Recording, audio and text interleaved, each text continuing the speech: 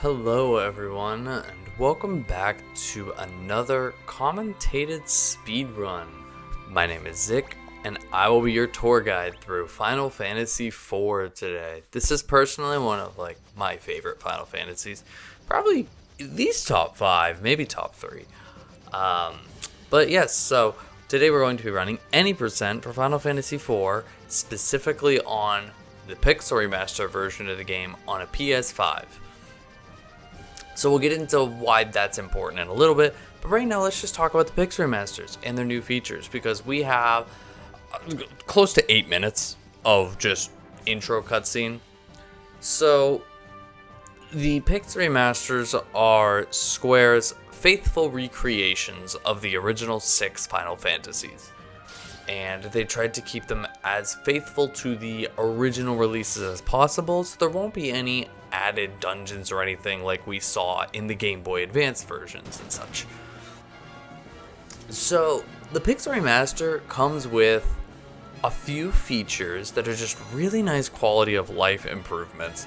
So we have the ability to use diagonal movement. So, in the original Final Fantasy IV, you only had 4 directions. We have 8 here. It's just kind of nice. There is auto-saving, which is a godsend. It's so nice. Not only is it just nice for a casual playthrough, but it makes the Pixel Remaster such a beginner-friendly version of Final Fantasies to get into, because deaths are much less punishing, which is really nice, honestly. We have improved graphics and soundtrack. Oh, the soundtrack is so beautiful on all of these. And finally, we have a feature called Auto Battle. Now, I know, Auto Battle sounds scary. It sounds like push one button and win the game, but I promise you it's not. Auto Battle, especially in a speedrun, has actually some really, really cool effects to it. The most important thing about Auto Battle is that it makes the game run faster. Like, when you trigger Auto Battle, time moves, I don't know the number, but we're gonna, for fun, say 1.4 times faster. So you want to have Auto Battle on as much as possible. Now, what Auto Battle will do when you enable it, it's enabled by the square button in combat. You can also tell the game to leave it on. So what you want to do is have Auto Battle on as much as possible. And what it does is it repeats all your characters. Auto Battle will repeat the last action that they did. If I have Rosa use Cure on Cecil, if I turn on Auto Battle, she'll just keep using Cure. She, as far as I understand it, will prioritize, weaker people. So it is really nice. But it is absolutely not a push square to win, I promise you. Now, I made a distinction that we are on the PS5 version of the Pixel Remasters, and that actually makes a difference. The console versions came out a good year and a half after the PC versions came out on Steam. They went through a few patches here and there on the Steam version. The console version has features the Steam version does not have, and I wish it did.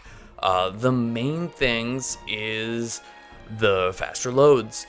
The transitions between maps is way faster on PS5 than any PC I've ever seen. The other interesting one, and I love it, is that menus are much snappier. If you've ever watched a PC or played the PC version of this game, you'll know that menus kind of fade in, fade out. But if you watch menus on the console version, just pop. They're just in, out. You couldn't even see that menu. And that makes menuing feel really good. So that kind of goes over just, our starting point, where we're at. We still have a few minutes of cutscenes, so I will let you enjoy the remastered soundtrack in our opening cutscene, and I'll catch back up with you after the scrolling exposition. Enjoy.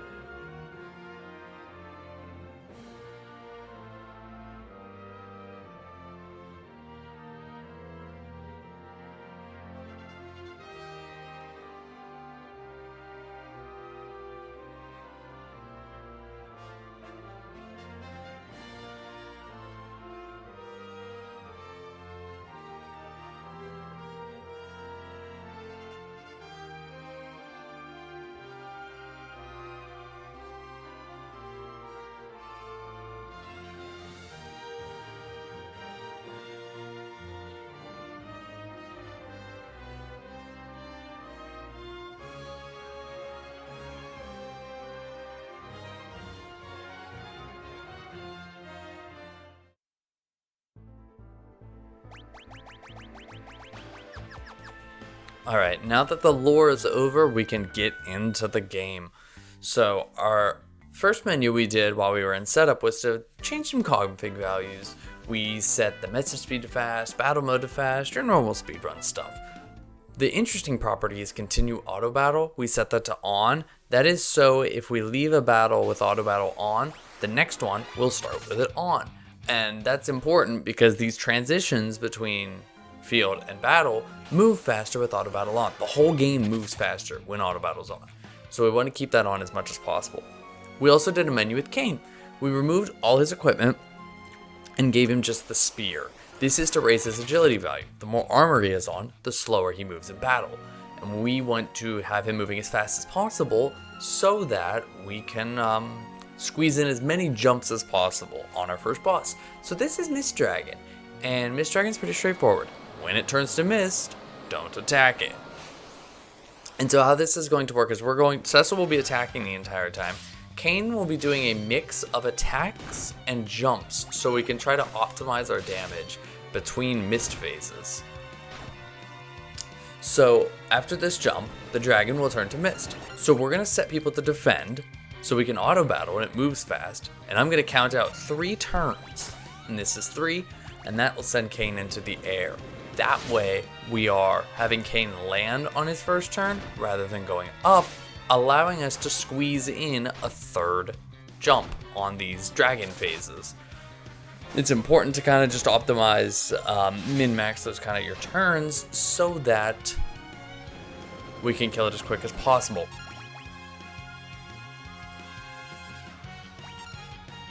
And we're just going to be repeating this process until the Mist Dragon goes down. And there it is. The crit helps a lot in getting it dead. I think in an ideal world, if you get really good with your crits, you probably can kill the Mist Dragon before it turns to mist a second time, but I wouldn't count on that, nor would I reset for that.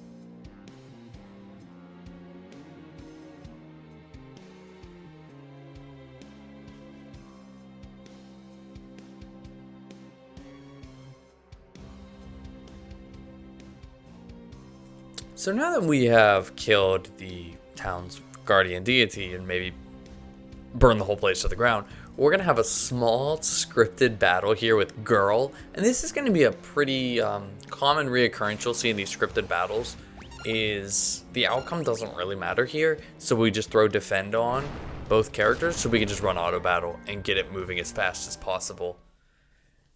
Now through this, we are going to lose Kane from our party, but we are going to obtain Rydia, and we're going to make our way north through the desert to the town of Kaipo.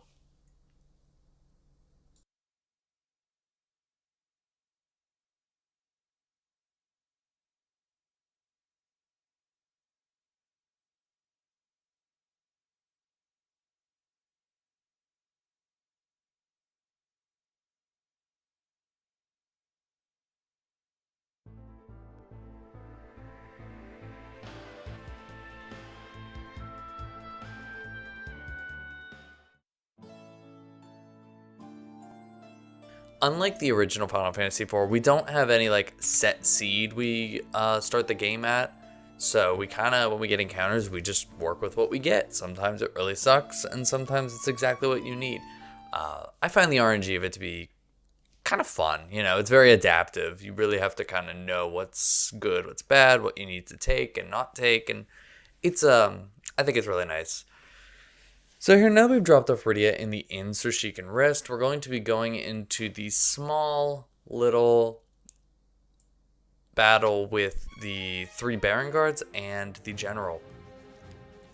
Now, it's a very straightforward fight. We're just going to run auto battle with attacks. The only thing really here is that we're hoping we start with decent ATB, because if you start with low ATB, the general might go before you, and then he'll use charge, and you have to watch all 3 soldiers attack. Luckily, we got one out of the way at the beginning, so you can see it saves us an attack. And once the 3 Baron soldiers are down, the general will just flee on his next turn. So that's a really good, really textbook Baron soldiers fight. And now that we have given Rydia our name and killed a bunch of dudes, she trusts us now, and Rydia will have joined the party.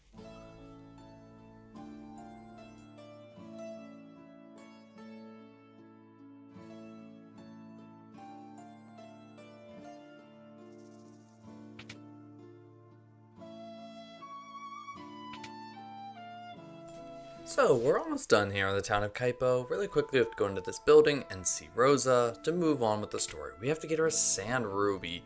So we're going to head north and try and find her one. We're going to pick up that ether on the way out of the town. We're going to need to heal MP later in the run, so it's just a nice easy ether that's along the way. So here in the underground waterway, we're really going to start getting into some cooler, interesting stuff.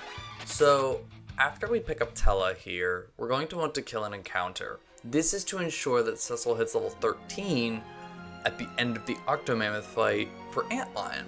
So there are 2 acceptable encounters. 3 fish or 3 shells and a water bug. Anything else you don't want. It's either too hard to kill or not enough experience.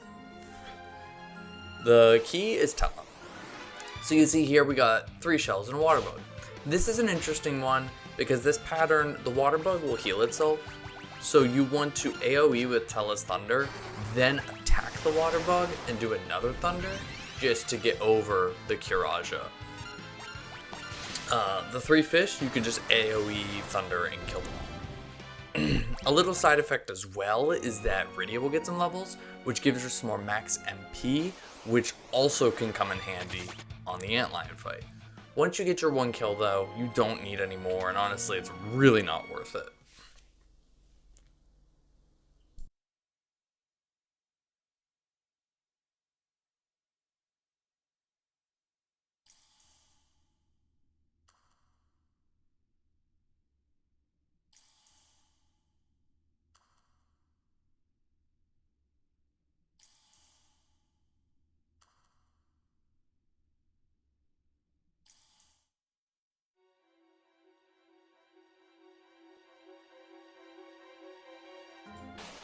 So, you'll see as we move through the waterway now that we're just going to run from every battle. We got our experience, there's no sense in getting more.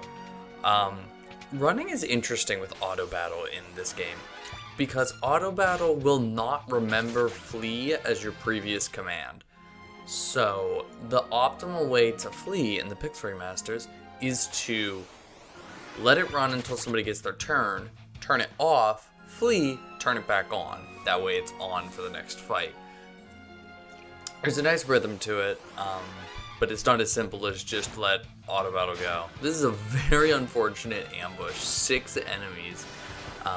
It's one of the pieces that you just have to kind of work with when working with random encounters in this game, is sometimes you'll get ambushes and back attacks, and you have to keep your team healed up and be aware of that. We are quickly, before we leave this part of the cave, we picked up a Shadow Blade and an Hourglass down below in those chests. The Hourglass is for later. The Shadow Blade is just a really great weapon for early game Cecil.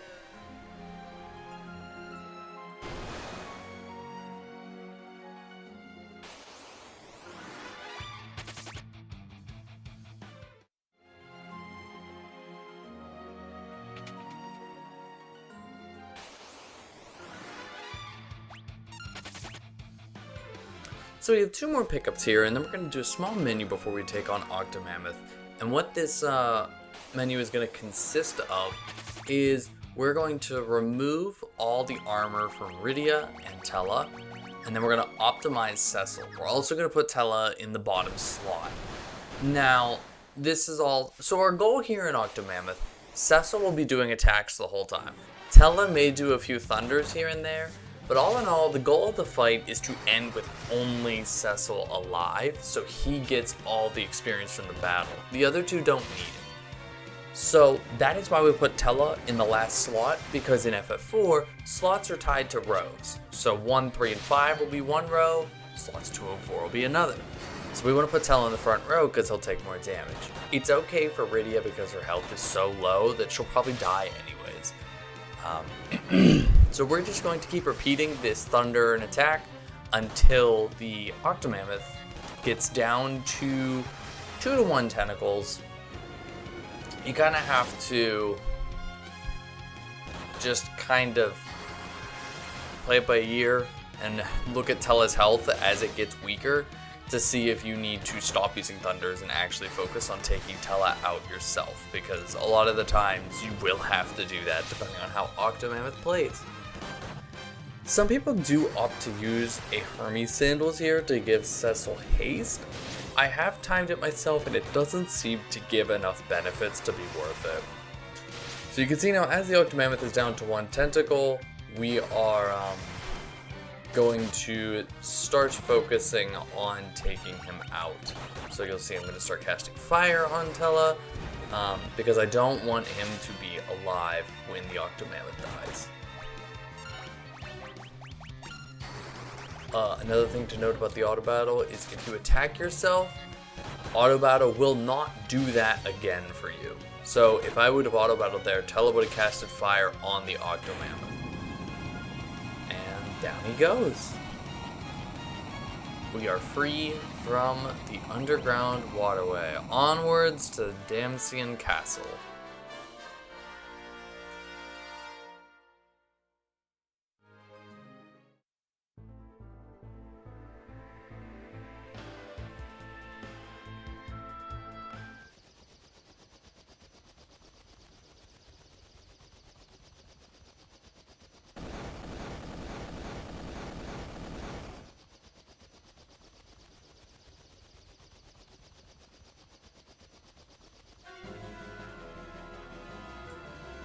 So as we now enter the newly war-torn ruins of Damsian Castle, since they've been bombed, what is the natural first thing we should do? We're gonna raid their storerooms and steal all their stuff. They don't need it anymore. The important ones here is the elixir in the bottom left pot, and the holy arrows in the upper right pot. We pick up an ether and a phoenix stone while we're in there, because they're valuable items. We're there, we're gonna need the phoenix. I promise you we're gonna need the phoenix stones. But again, the important ones are the elixir and the holy arrows, and those are going to be for a boss fight in the future and a section of the run. I'll touch on that when we get there. For right now, let's just enjoy some Spoony Bard action.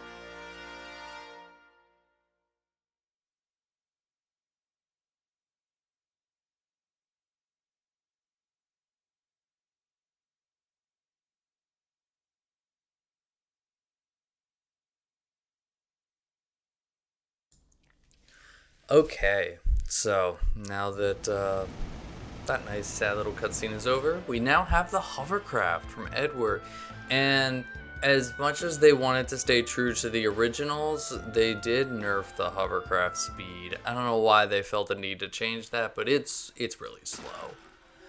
So the first thing we do there in the Antlion Cave is we pick up a spider silk from that left chest. Now that's for the final boss. We're prepping late game very early in the run, so we're just going to hold that in our pocket for later. Yet again, there's nothing in here important to fight. We're going to run from every single battle we can. We're going to pick up that Antarctic Wind, and again, there's just lots of really good items throughout the Antlion Cave. For the late game, we're just kind of getting ready now on some things that are on the way. This is a little out of the way, but what is in here is an emergency exit, which teleports us out of the dungeon. So it is absolutely worth it to go out of your way to not have to climb back through all this crap. Unfortunately, there's a lot of dungeons in this game that do not let you teleport or emergency exit out of, so we'll use it when we can, but some of them, like the sealed cave for example, will not let you use an emergency exit. So we are now here on the infamous antlion fight I talked about earlier.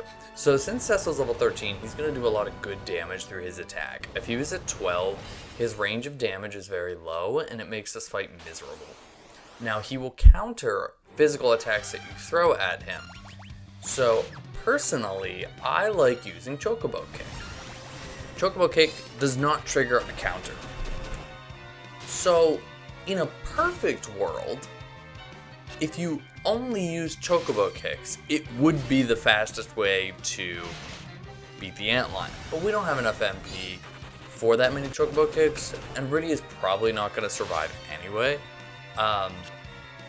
This is yet another one where it really doesn't matter if Rydia or Edward live. Cecil's the only one that truly matters here for experience in the end. It's not as pressing as Octomammoth. Like, we won't go out of our way to kill Rydia and Edward, but if they die, they die. So once Rydia has run out of her MP from using Chocobo Kicks, we're just going to set her to defend along with Edward and just let Cecil kind of soften this boy up until he dies. When Edward goes to critical health, he's going to run away. Again, it's not worth bringing him back in. So by some miracle, everybody survives this fight. But again, the way the experience spreads out, it's not really going to matter in the long run. What was important is just having a level 13 Cecil at the Antlion. So once he's dead, we will just use that emergency exit that we went out of the way for and get out of the cave. And we're going to return to Kaipo with our new Sand Ruby.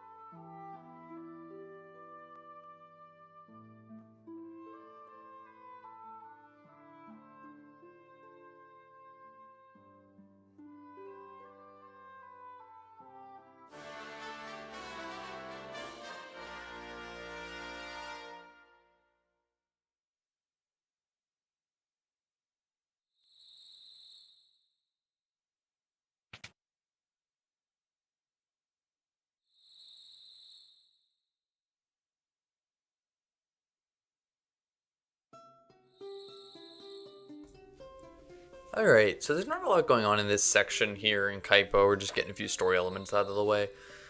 In this little section with Edward at night, you have to attack the Sahagin to advance the text in the battle.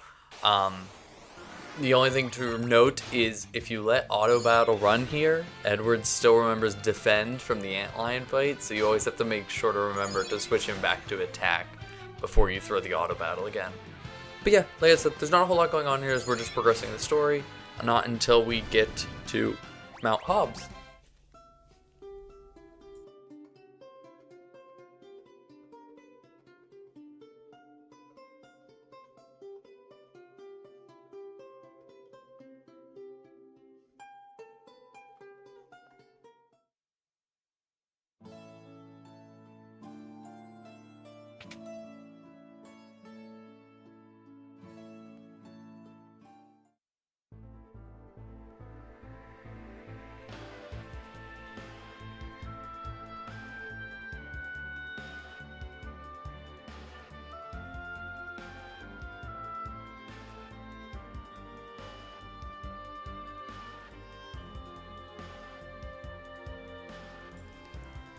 So one little silly thing I never really knew here is that you can actually just go into Mount Hobbs from the side. You don't have to drive the hovercraft all the way around to the front.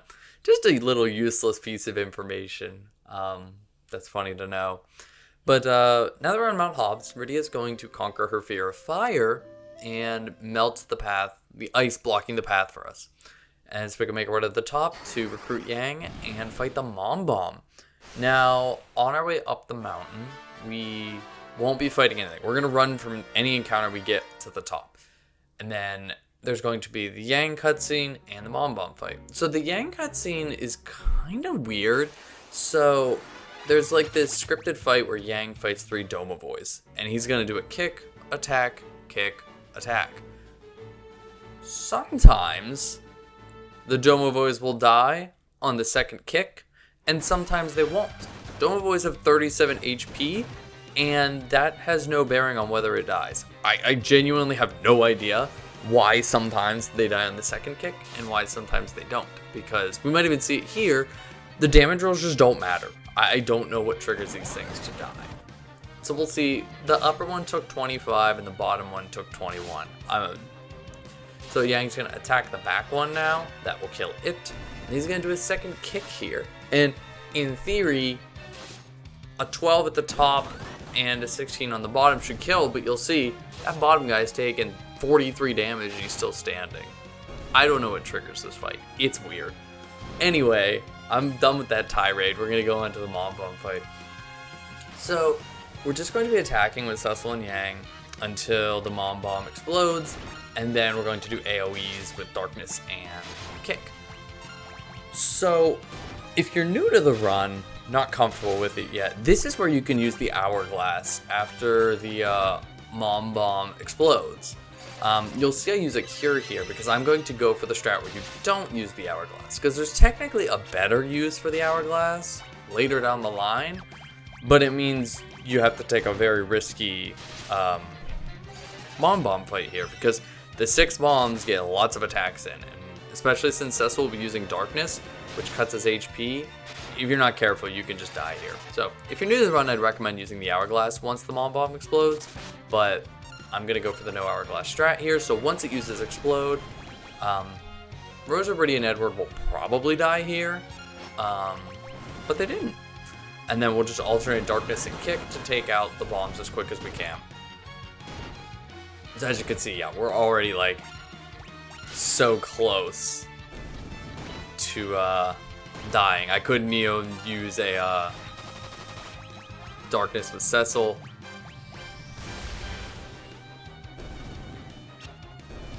And we squeeze through those self-destructs. I genuinely don't know how we even survived that fight. But now we have to make a long journey across the world map to Fabul. Which also is what makes the Mom Bomb fight scary. Because if Rosa dies there, we don't have a good avenue to heal. So we're going to do a small menu here setting up for Fabul, where we take all the equipment off of Cecil and just give him the Shadow Blade. Take everything off of Rosa, and then we give Edward the bow and the Holy Arrow, which will be one of the only ways that Edward can actually be useful in the next section. I did throw a raise on Cecil. Normally Cecil's alive, but wanted to bring him back as just an extra body Because making this walk with just Rosa and Rydia, or Rosa and Edward, would be very scary.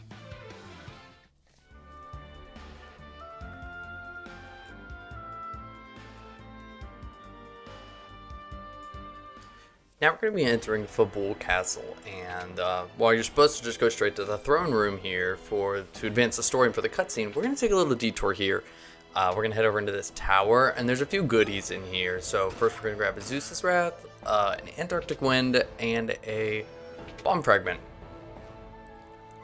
Those are actually going to be used in the upcoming fights. So after this little cutscene, we will be going through 6 battles in the Fabul invasion. There will be 3 fights with a captain and the Baron warriors like we had in the Inn and Kaipo, and then 3 battles with random enemies. So just like the battle in the Inn, the captain will command the warriors to charge, and then everyone will attack, and it's very slow. But what we can do is we can use these items we picked up, like the Zeus's Rats and the Antarctic Winds, to kill off the warriors in one shot before charge happens, and then the captain will just run away.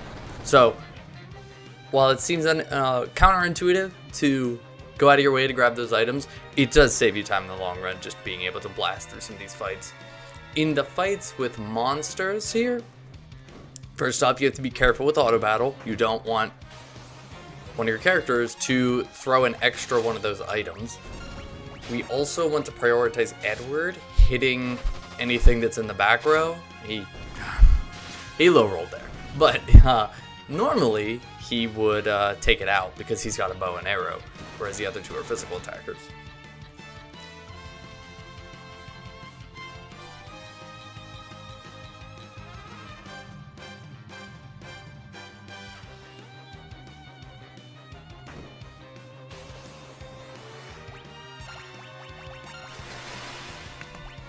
So a neat way to handle these is I like to throw the Zeus's Wrath first and then the Antarctic Wind second, because you have 1 Zeus's Wrath. So if you accidentally leave auto battle on the first battle, it won't mess you up, because if auto battle uses something, for example like the Zeus's Wrath, and then the next battle it goes to use it again and it's not there anymore, it'll just default to attack. So you're safe on the first battle, but after like this battle, if you leave it on, there is a second Antarctic Wind. So just there are little things with items to keep track of in this game. Like if you use an item, or if you queue up to use an item and that character dies, that item still gets used. I don't like it, but it is a thing.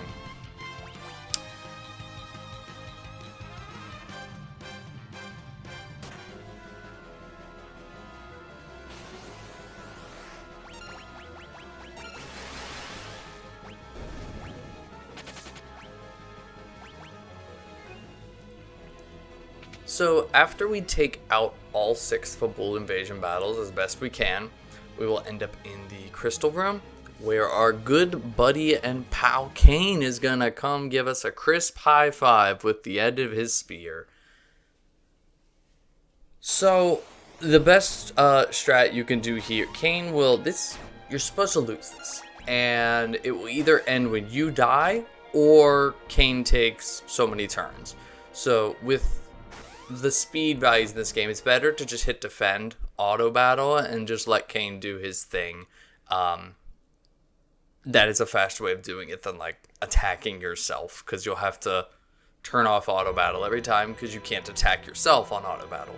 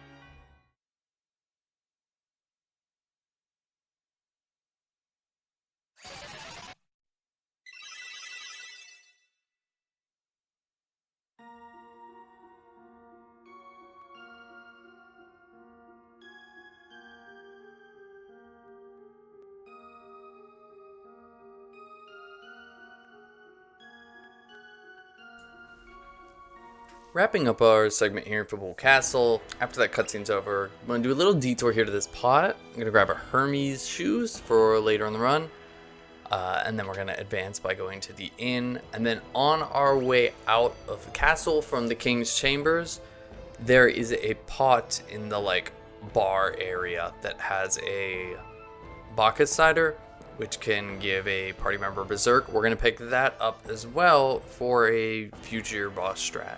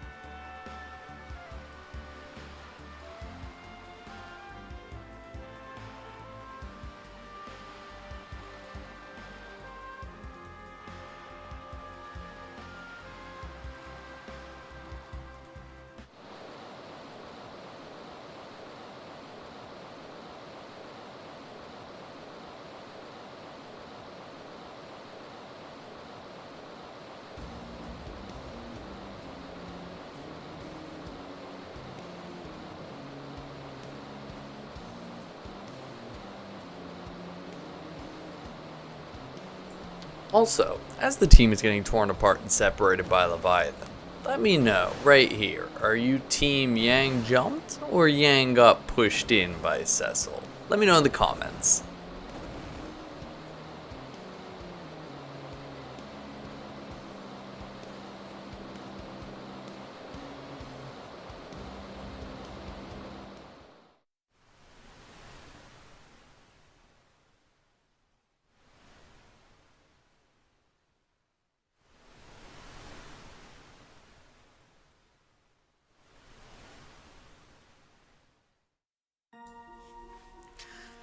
So now that we've been separated from the team, we're going to enter my city here, as it's the only place we can go. And as we reunite with the Yellowder and let him know that we're the one that murdered everybody at the start of the game, he's going to give us 2 children to go with us, Palom and Porum, and we will begin our journey onward to become a paladin. But first, we've got my city menuing to do. We have some shopping, some equipment, and we need to make a little money. So once we pick up Palom and Porum here, the first thing we're going to do is we're going to head down to the weapon and armor shops in the bottom left of the village. So what we need to buy here, we need to pick up from the weapon shop a flame rod and a crossbow. Both of those we'll use later on in the run. And then we're going to bump in here to the armor shop, pick up 2 wizard's hats and a light shield. The light shield's for later. So now we're going to do our menuing once we can figure out how movement works. So we're going to give Cecil the Deathbringer that we got from the king, optimize the kids for the wizard's hats, and then we're going to sort our items. And now we're going to sell close to everything we own that's not a healing item. We're going to keep the light shield, we're going to keep the crossbow, and the holy arrows. And then we're just going to sell everything else. We're just going to pick up a couple potions and high potions for healing. You can never have too many Phoenix Downs, and then we're going to make our way over to Mount Ordeals.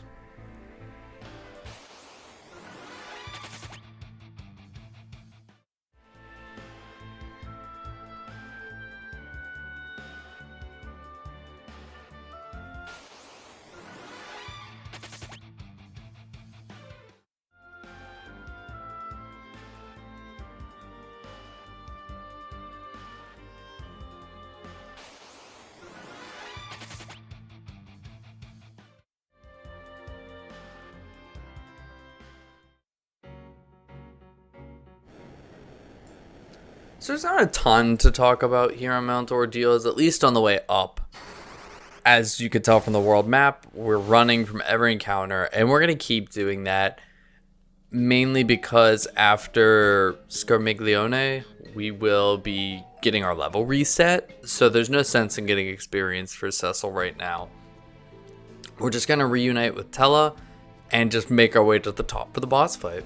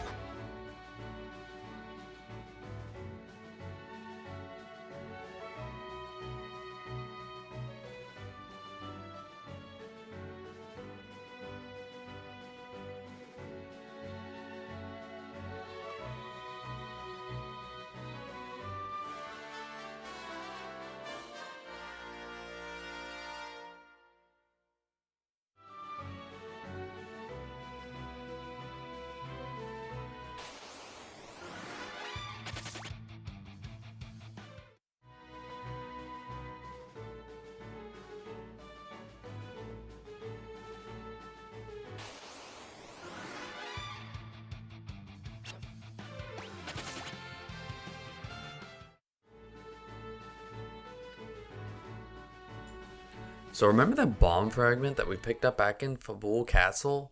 Remember the elixir we picked up back in Damsien Castle? It's finally time to put that dead weight to use. So here's our first of the 4 fiends, Scarmiglione. He's gonna come in 2 fights here. So the first fight, I'm gonna miss Cecil's turn, but I'm going to use the bomb fragment here. That will clear all the zombies in the front. To take out Scarm himself, we're gonna twin cast with the twins. This can be, did you want to see 2 pyros? You can either randomly get pyro or comet. Pyro does more damage. You also got to make sure you're keeping the twins healed up, because if one of them dies, the twin cast fails. I want to soften them up with 1 Cecil attack there, just in case the twins roll comet here. 1 Cecil swing will get us in range. We also want to make sure people are kind of weak, because we're going to take advantage of that in the next phase of the fight. So there goes Scarm. We had to soften him up a little bit because we got a comet. Comet's not as strong. So now we're going to jump into phase 2 of the fight. It's going to be very quick, very easy. It's your classic Final Fantasy zombie boss. Shocker. The only thing that we really want to do here is, so Cecil takes out Porum. We want as many people down as possible because Tella's the only one that'll even remotely care about this experience. Cecil's level's about to get reset. We're just gonna chuck an elixir at him and he just dies in 1 hit. Again, classic Final Fantasy zombie boss. There's always one. So now we're at the top of the mountain and we're going to have a little, what's the word I'm looking for? A little scripted battle with ourselves to get rid of the Dark Knight and become a paladin. Shocker, we're gonna hit defend and auto battle, and we're gonna just chill.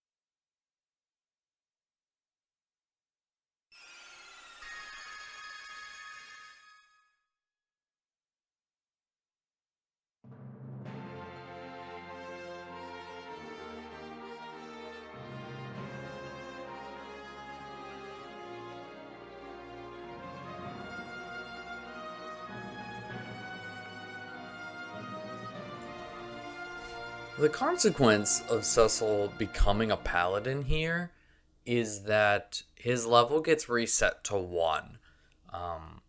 So we have to fix that on our way down Mount Ordeals.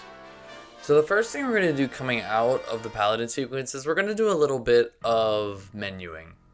The main part of this menu is giving Cecil the crossbow, the holy arrows, and shoving them in the back row. And what we are going to do is we are going to be fighting enemies while we descend the mountain until Cecil is either level 18 or 19. I sometimes like to go to 19 just to be safe. But we're going to remove everything from the twins. Spoiler alert.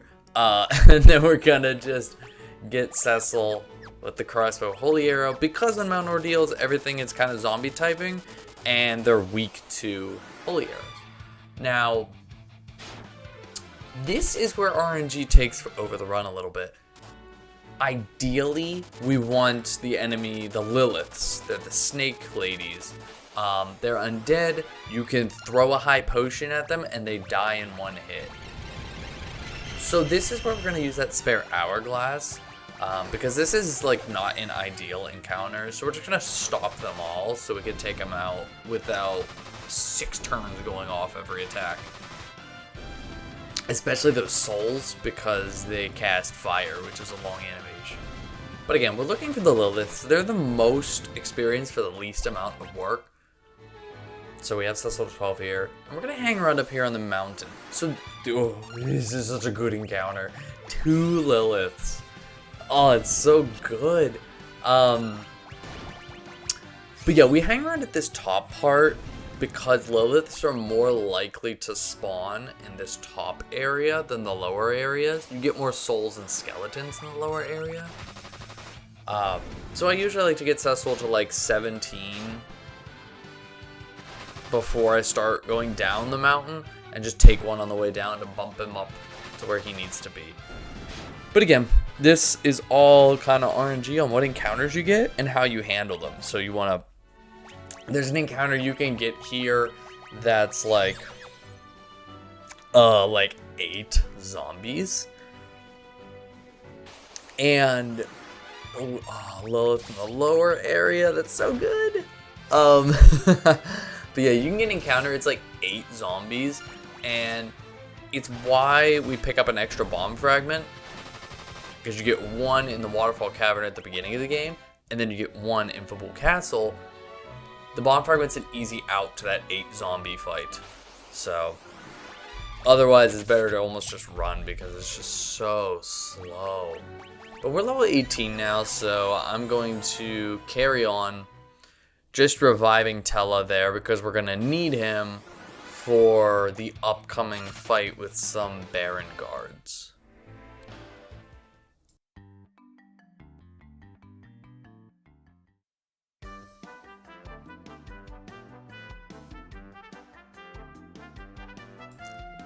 What's really nice is that there's a chocobo forest right to the south of Mount Ordeals, so we can just get a little friend here and run back to Mysidia, so we don't have to walk and deal with all the encounters. Once we're back here at Mysidia though, we're kind of in a big chill session, a lot of story, a lot of lore, gotta hear about the prophecy. So it's just kind of, we'll get through the text and get on to Baron.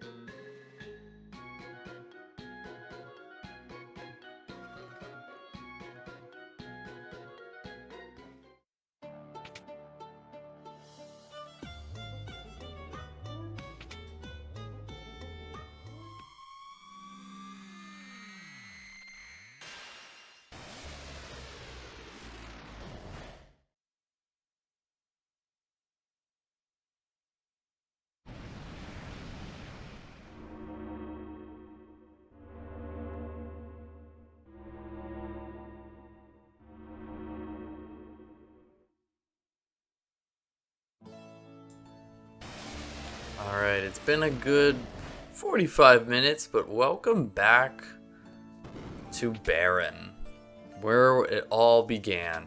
So the first thing we need to do is go to the inn here, and we need to get Yang back in the party. So we're going to do a little fight with Baron guards first, and this is why we revived Tella after Mount Ordeals. Because he will just cast Bio on both of them and end the fight. And you'll also see there, it's beneficial to Phoenix down Tella, but not heal him, so that Cecil can cover for him in that fight, so you don't have to worry about him dying to something weird. Now the Yang fight here is kind of scripted. You basically just want to defend until he does his second kick, and then we're going to get one turn, and then attack him. And that will end the fight as quick as we can end it. And that snaps Yang back into his senses after he pushed us off the boat. And welcome back to the team, pal.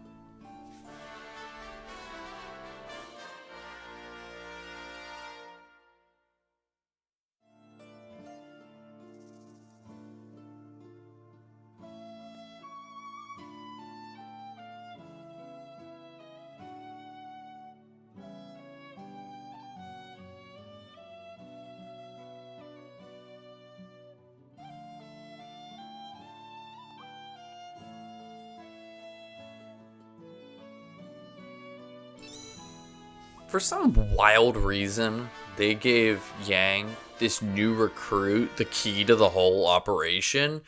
So now we have the Baron key. We can get into any of the buildings in Baron that we weren't able to before this fight. So the first thing we're going to use it for is we need to do a little shopping. So we're going to go into the weapon shop with the Baron key. And we need to buy an Ice Claw and a Thunder Claw for Yang. And then we need to buy 4 headbands and 2 Kempo Gis. Now, and then we're just gonna optimize our party members and put our rows back to normal. Now, if you can't afford the 4 headbands and Kempo Gi, you can sell the Deathbringer. We do still have it. That's an extra 1,000 gil, which is usually enough to get you through it. And along with us putting the rows back to normal, we switched Tella and Palom's spots. That's so Tella can go in the back row and Palom can go in the front row. Ideally, we want Palomporum to... They absolutely should be dead by the end of the next boss fight. If we can go into the fight with them dead, that's even better. We don't have to worry about doing it ourselves. That's why I always say, like, if there was ever a time for the game to throw me an ambush or a back attack, this is the place. Because I don't mind if we ambush and both the twins die. But Porum is an absolute crazy dodger there. And dodged 2 attacks. At least I got Palom dead though, so it's a good start.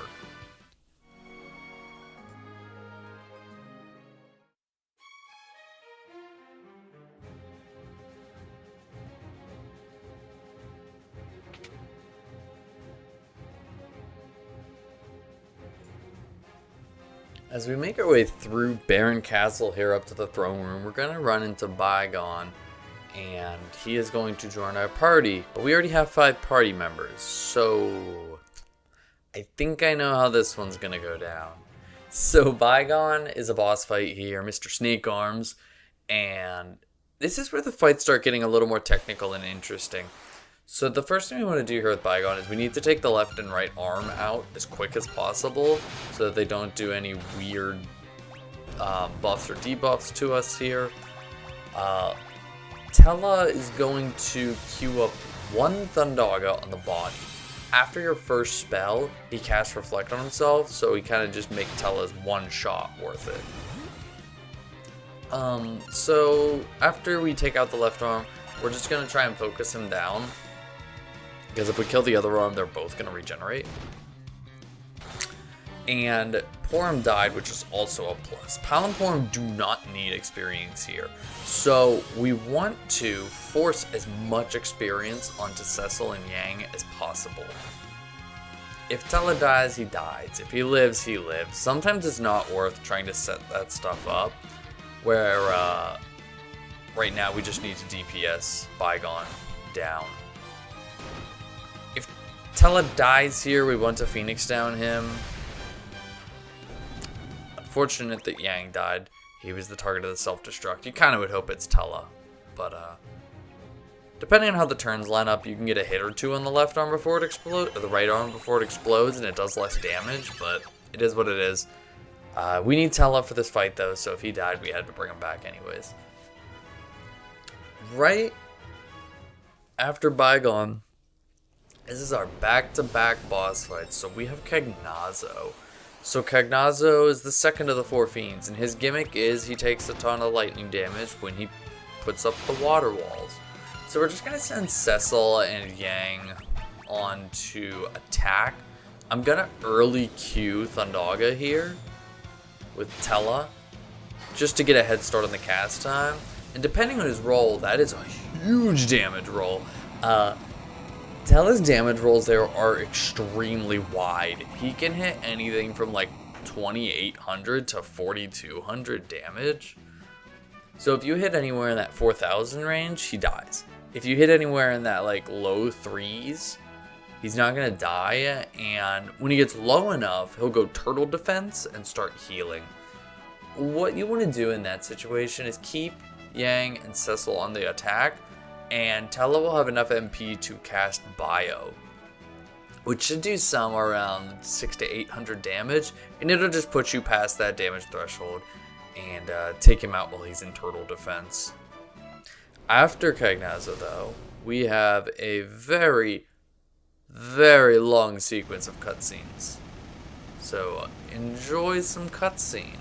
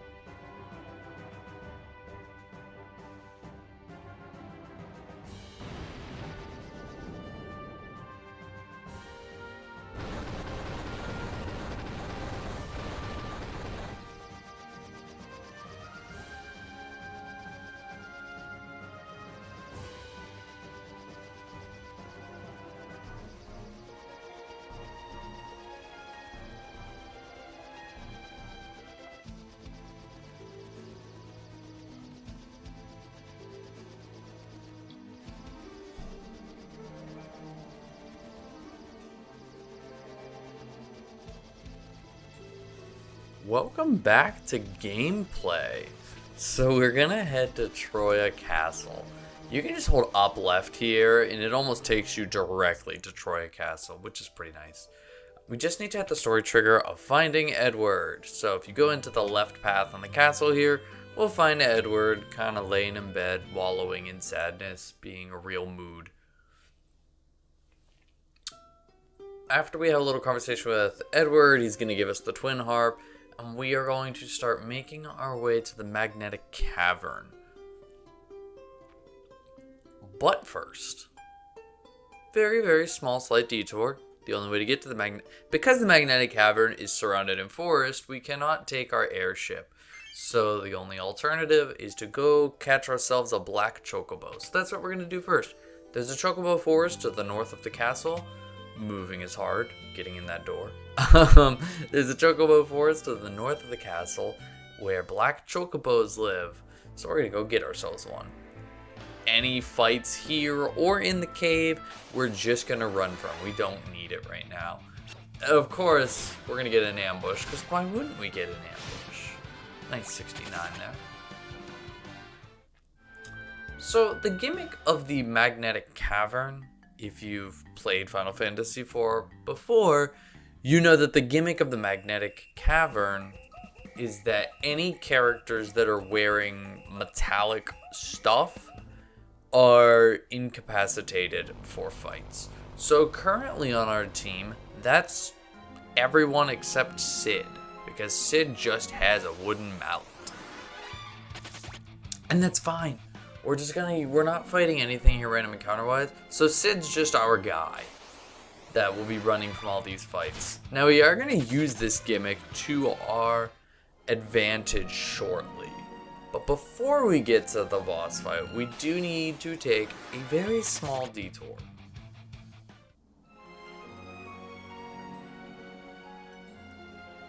Down here on the third basement floor, as soon as we're done getting into 75 encounters that we couldn't kill even if we wanted to, there's a little detour here for 2 chests. There's an hourglass and a spider silk.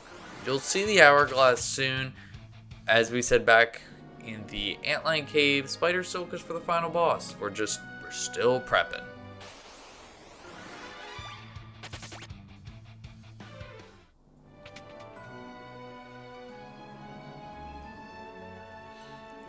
So before we start the Dark Elf boss fight sequence here, we're gonna do one short menu. Also, these bats are just one of the biggest time wasters in the entire game. And usually in these situations, every bat will get its turn. They're so fast, and their animation is so long. Look at that. That's ridiculous. But anyways, before the Dark Elf layer, we're gonna do one quick menu in that we are going to give an ether to Tella, so he has full MP, and we're going to stick an iron arrow on Sid. Now Sid is metallic as well. If we were to get into a random encounter, we would just game over here. But you're supposed to lose this fight, so by incapacitating everyone, the fight just ends as soon as it begins, which is a very, very awesome way to get out of that fight. Now Edward is going to play his song, which will free us from the curse. So when we actually fight Dark Elf for real, it doesn't matter if we have metallic objects on or not.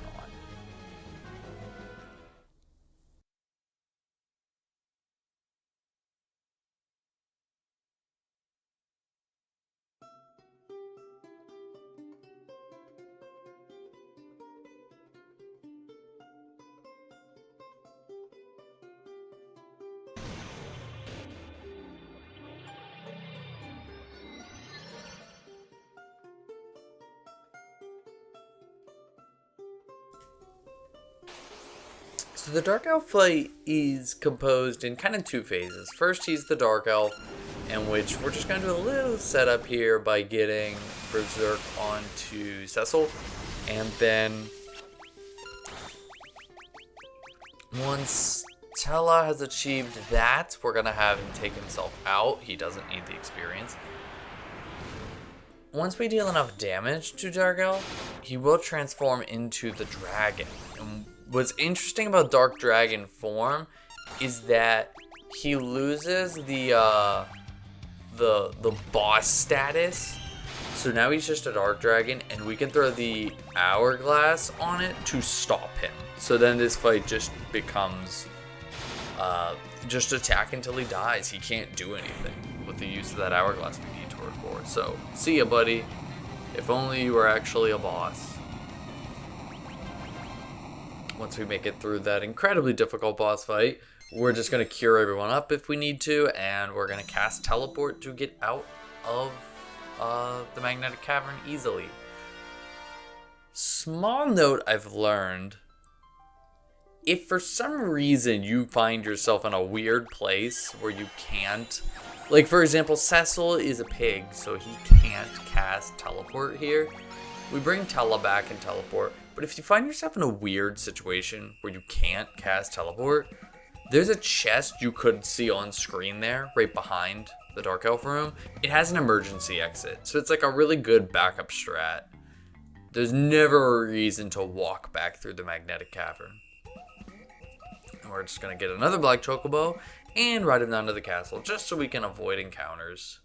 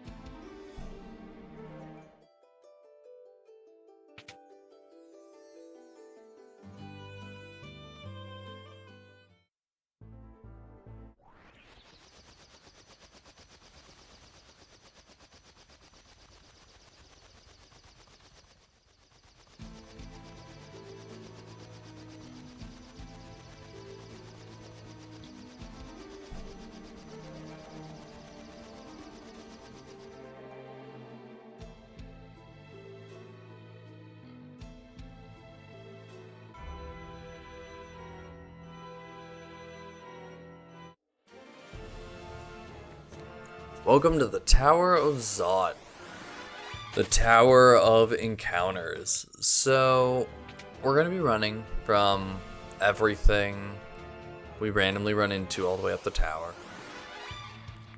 On this second floor here, we are going to take a small detour to a chest with a monster battle in it here. This is to get the flame sword. You want to just focus Yang here because Yang has the ice claw on. He does a ton of damage to this hound. And you just take him out, get the flame sword, move on.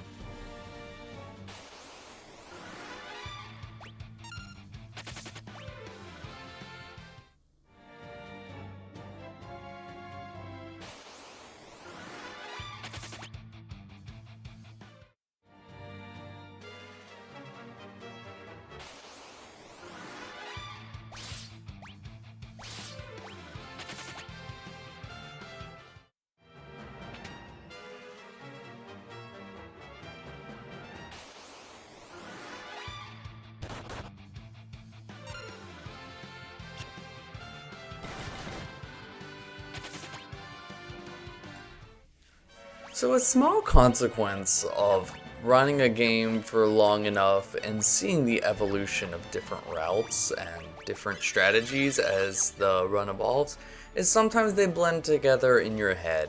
So as we run past that staircase on the 4th floor, keep that in mind as we go to the next menu. So when we get to the 5th floor, we're going to menu before we fight the Magus Sisters. So we're going to heal people up. We are going to remove everything from Tella except the flame rod. Cecil, we're going to optimize so he gets the headband and the flame sword. And we're going to optimize Sid so he gets the Gaia hammer. Except we don't have a Gaia hammer. The Gaia hammer is picked up on the 4th floor. So in all my infinite wisdom, I have to go back. This is an embarrassing moment. Commentating this back afterwards, I kind of forgot this happened. This has been a strategy that's gone back and forth as the run has developed. When I first started learning the run, we picked it up. Then when like the patch came through that changed the game, we stopped picking it up again, and we got mute arrows from Eblon Castle. Now we're back to Gaia Hammer. Sometimes it's hard to break muscle memory sometimes, but it's okay. You know, we'll top everyone off again. Give Sid that Gaia hammer we actually picked up, and away we go with the Magus Sisters. So in a casual playthrough of this game, this is usually an incredibly difficult boss. But once you understand how the whole thing works, it's pretty simple. So we're going to have Cecil and Yang and Sid focus on the middle, the blueberry, while Tella is going to soften up the front and the back, Mindy and Sandy, I believe. We want the middle one to go down first, which is why we began softening her up. Once the middle one goes down, we will pick off the front and back in sequence there. So Tella is going to now target the back one. So we've softened up the front, we're going to soften up the back, and then we're just going to 1, 2, 3, kill them all before any of them can cast a full life or anything like that.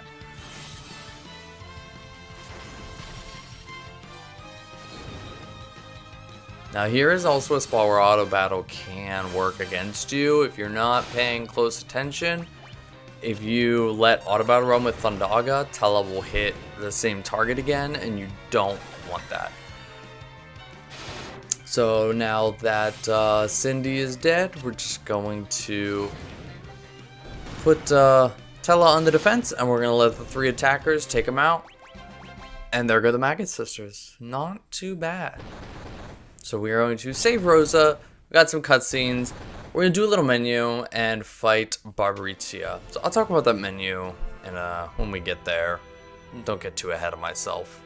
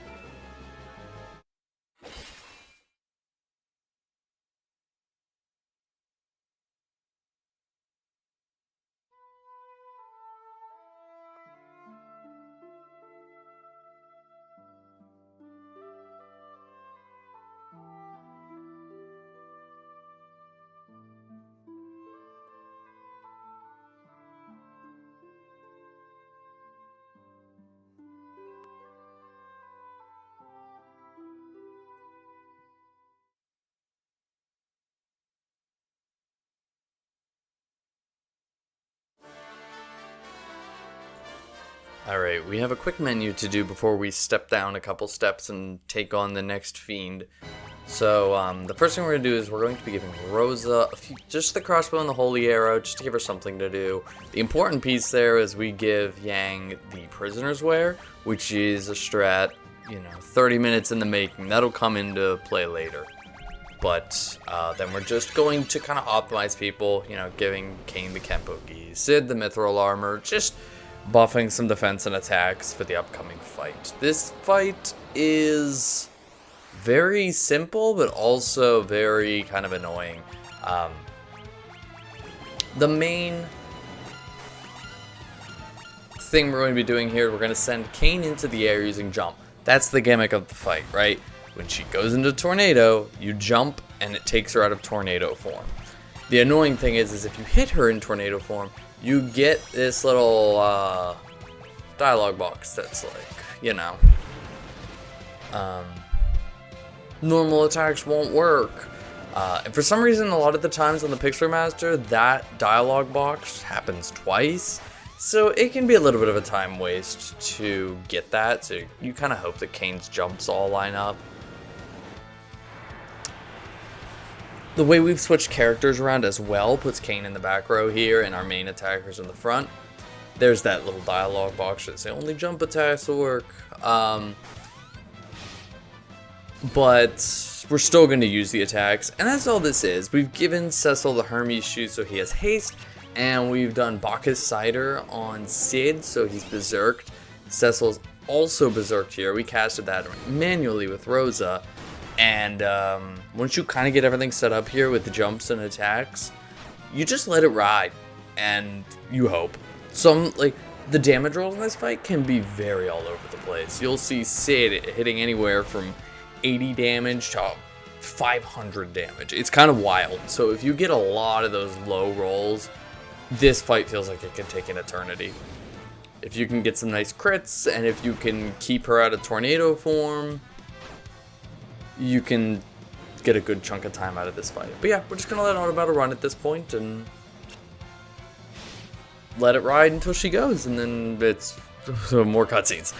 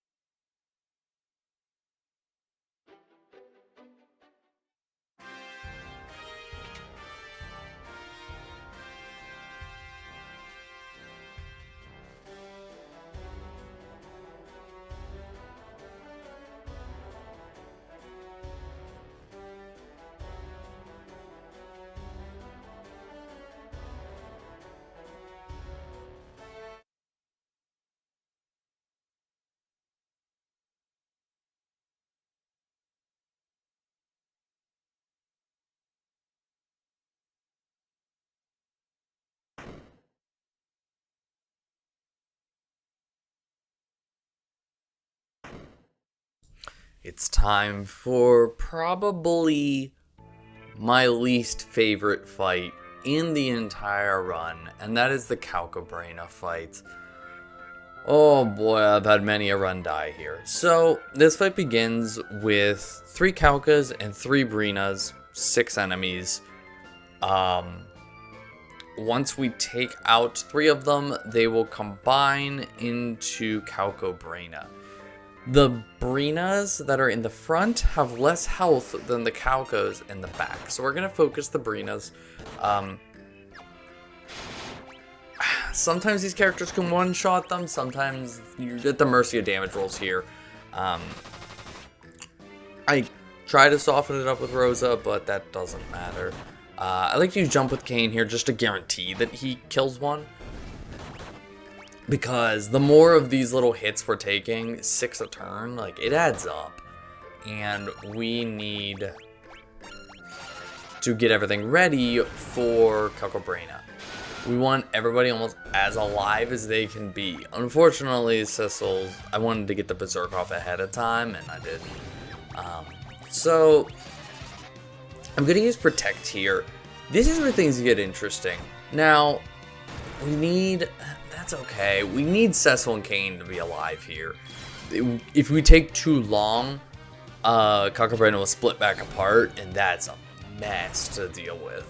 So, Cain's in the air. We're a little less worried about him. We use Protect on Cecil so that he hopefully doesn't die, but he did, and we... Oh, that's cutting it close. That is cutting it close.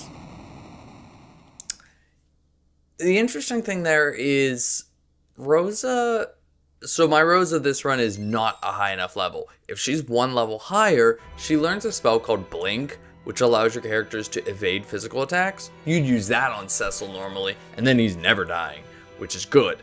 But if you don't know Blink, I suggest leaving Cain in the back row and casting Protect on Cecil. It's the best chance you have at staying alive. Now we're going to enter... I'm going to say scripted battle with Golbez. Essentially, after 1 turn, he binds your whole team and kills them with Shadow Dragon. Note, though, that on a specific timing, I sent Cain into the air. Cain is currently in the air, so he never got bound and killed. So this little scripted part, Cain has skipped it. And now, we can just let Cain do some jumps and just finish the fight. Normally, he doesn't kill Cecil, so normally you'd have Cecil here as well, but he died on Calcabrina. I didn't bring him back. I don't know if it was worth it. It cuts this fight a little close, but everything's all good. Like I said, the key there is having Cain jump at the correct timing to skip the Ice Bind. Also, the more characters that die on Calcabrina, it's tiny. We're talking micro optimizations here, but it saves you time because that's 1 less character you have to watch the Ice Bind and Shadow Dragon animation for. If everybody's dead but Cecil, it doesn't even try to do the animation. It just moves on in the fight. So, like, in a perfect world, you have Cain in the air and only Cecil alive, and then you never have to watch the Ice Bind Shadow Dragon thing. But, you know, I will tell you from experience, just getting through that section is good. That's like one of the last walls for a little while. So now that we lost the crystal to a hand, just a straight up hand, we're gonna go buy a few things. We're gonna plunder the dwarven castles. First, we're gonna buy some sage's miters and a rune armlet. We'll use that later. And then we're gonna climb this tower. At the top, we get a power armlet and an elixir. And then when we head back down, we stop and grab this dwarven axe. Just some nice stuff. Now, one last detour before we head on to the Tower of Babel. There's 5,000 gil in that pot, which is very nice because we are going to stock up a little bit on high potions and Phoenix Downs because of how aggressively we're going to be running into encounters, and we are going to try and run from almost every single one. We're going to get beat up a lot. people are gonna die. We need those Phoenix Stones and high potions to keep moving, especially being as like Rose is our only character able to bring people back to life right now. But after we plunder, buy stuff, we head out into the open world right after we switch Kane and Rydia. Now that we're done with Calcabrana, Kane can go back to the front row, and Rydia can go to the back row, which is why we do that swap, so that she takes less damage.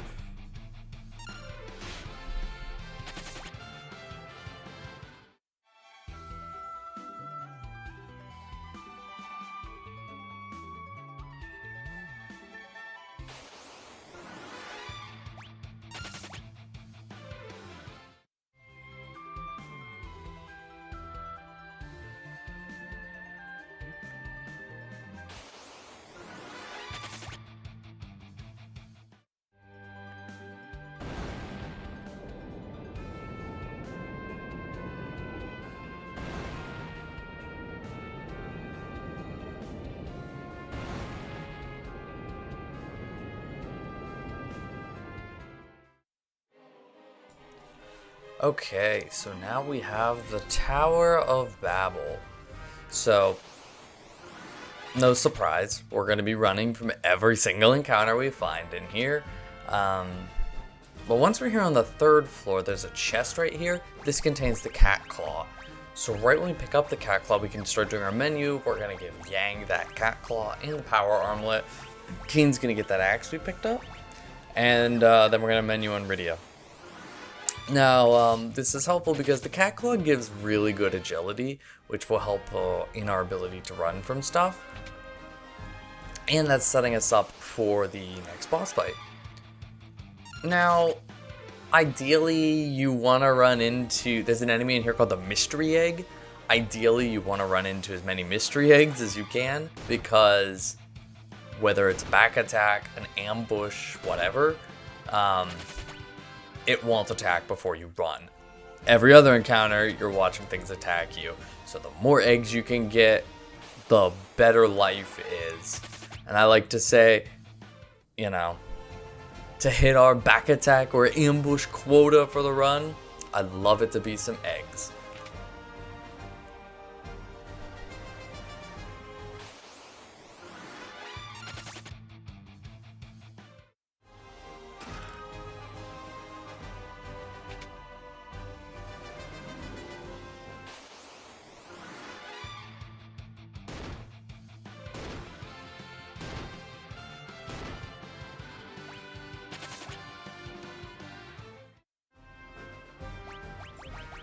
So remember earlier when I talked about the Prisoner's Wear menu being a strat 30 minutes in the making? Well, I may have exaggerated the time a little bit, but this is it. We're here. So this is Dr. Luge. The first phase of the fight, it's actually 2 separate fights, but the first fight is Barnabas and the Doctor. This is pretty straightforward. We want them both to die around the same time, because they both have an extra move they'll do if one dies without the other. So Barnabas will explode, Luge will transform. If you can't get them together, you want Barnabas to explode. So it's pretty straightforward. We're just going to be sending everyone at the Doctor while softening up Barnabas a little bit. And then when Doctor dies, we're going to try and just finish off Barnabas. By softening him up, if he explodes, he'll do a little less damage. Ideally, as long as Rosa and Yang are okay, that's all we need for the next fight.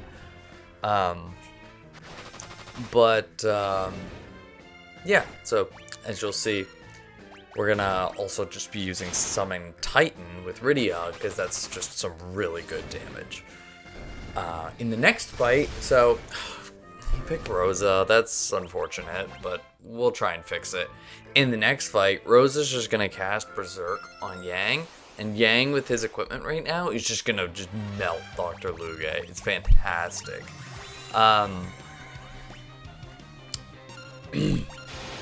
So the reason we have the Prisoner's Wear is that move right there. Sleeping Gas. Well, he'll start putting people to sleep.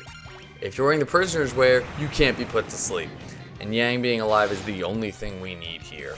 So that kind of protects him. Everybody else is going to go to defend, and we're going to let Yang finish out the fight in like 1 to 2 attacks here.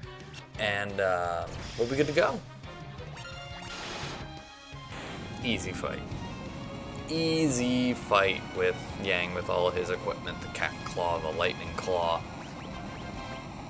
So we will get Dr. Lugate's key, and we will continue back down another tower of encounters. Hopefully we find more of those mystery eggs along the way. We're all poisoned from the poison gas of Lugate, but poison ticks in this game are kind of pathetic. Like, you can see Cecil's health hasn't even gone under 1,000 yet. It's not worth healing it off. Preemptive Strike is okay. We just need to get down to the 5th floor right here, and then we will use the key we got from the boss fight to open this door. There is an encounter within this is a bad run. Oh, Yang died. We're gonna have to take care of that. There's a fight within this room that is with 3 goblin captains. Cecil, Kane, and Yang can kill them in one hit. It's very simple, so we'll just queue the 3 attacks and be done with this, and then we'll be back into a little bit of cutscene action.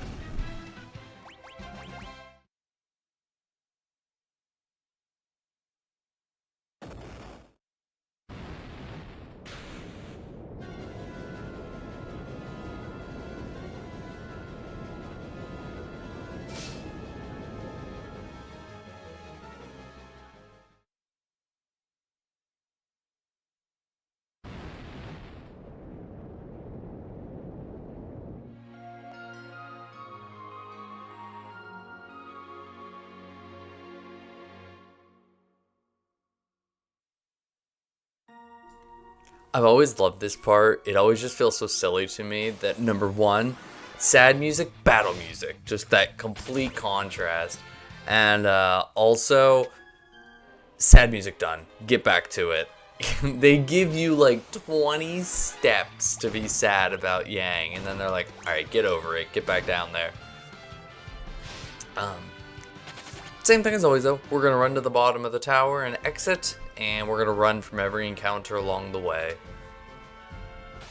Which is probably a good time just to kind of talk about, you know, standard encounters in this game. You can get ambushed, back attack, regular battle, or preemptive strike. Oh, there's the egg. Let's go, egg.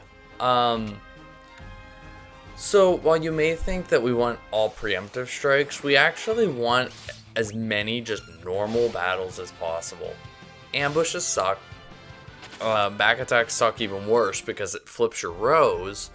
And preemptive strikes are actually a little slower because of the banner at the top. You can't run until that banner goes away, which actually, on a good run from a regular battle, it's slower to do preemptive strike. So it's like, we're not gonna be sad about it, but I'd rather just get regular fights the whole time.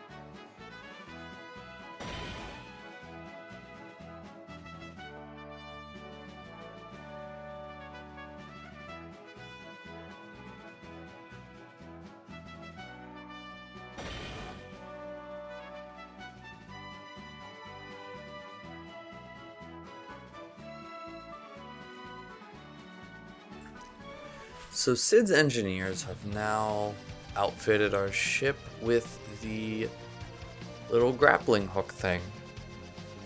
We can use this to fly north here, and we're going to grab our hovercraft. And this is how we're going to get inside of Eblon Cave. So we're going to take it all the way to the lower right on the map. And it's kind of neat. I never actually knew at first that you could... Oh, what an unfortunate encounter. What is garbage. I didn't realize you could take the hovercraft down right there. It doesn't look like it because the rocks don't touch the shore. Same with right there, but it's a little forgiving. Cave of Eblon. I know you're going to be shocked to hear it, but we're not going to fight any encounters along the way.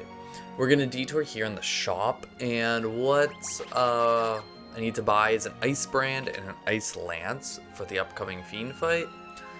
That's another spot where money can be a little tight, and again, we technically still have that Deathbringer we could sell if we needed a little extra bump to our cash if we bought too many high potions or Phoenix Downs earlier, but I don't think I've ever had a run where I didn't have at least just enough. There's also a spider silk in this cave we're going to pick up, and that'll be our third one, third or fourth one, because we need 3 for the final boss, and we are going to need 1 for an upcoming fight. So we're going to grab the spider silk, and then we're going to trigger some cutscenes.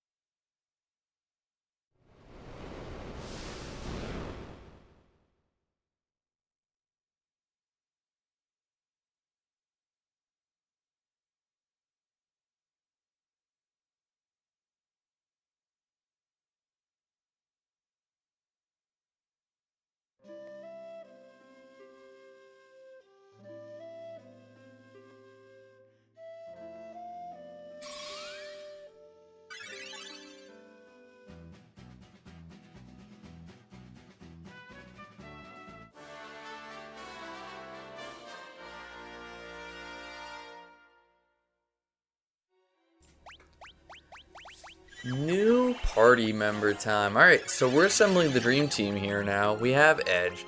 We're just doing a small little menu here before we even move. The important part of this menu, other than healing people up, is this is the point of the run where you're going to notice a trend where one of our party members is going to be just completely naked with a cat claw on, and that is Edge. Because the cat claw gives us good agility, plus removing all the equipment from Edge gives us a little agility buff.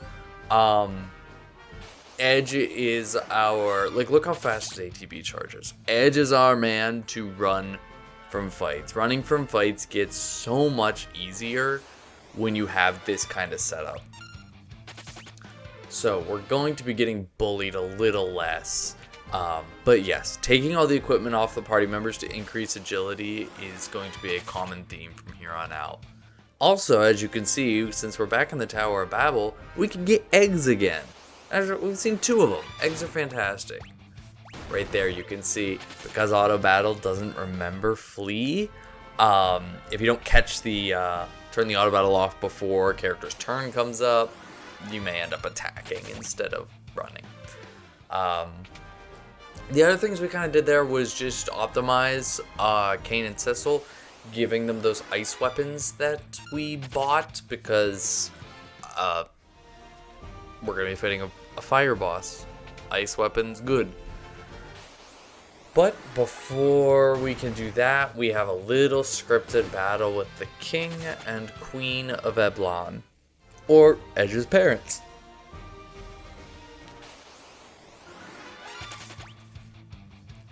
There's nothing to it.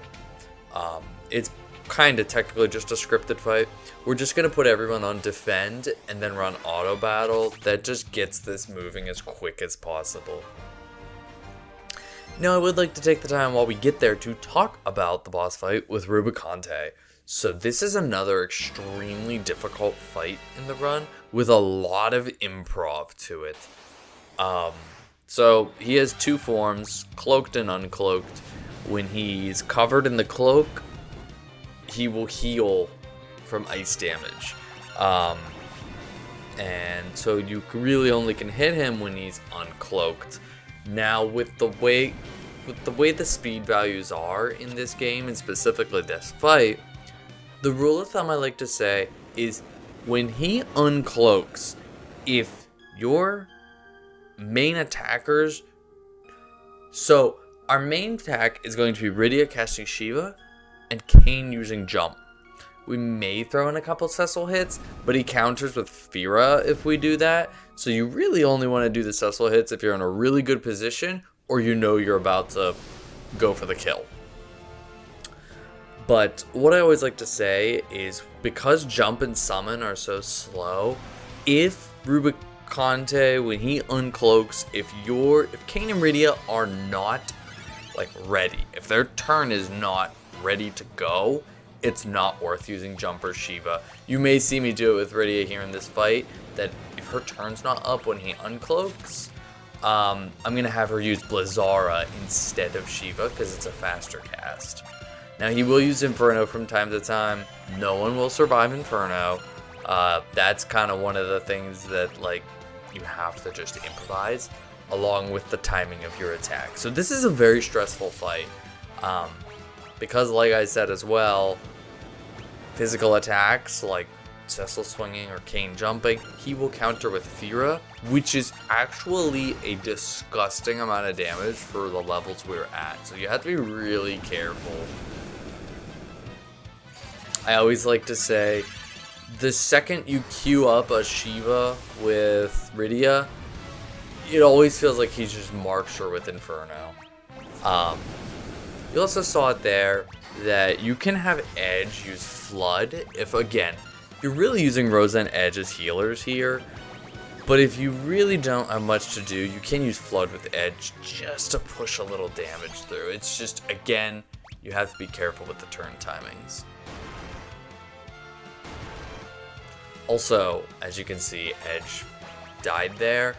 Now, if it's kind of early in the fight like it is here, I probably want to bring him back because A, he can do flood damage, and B, we have another healer, and C, which exactly we're seeing here, we have an Inferno target because I don't really care.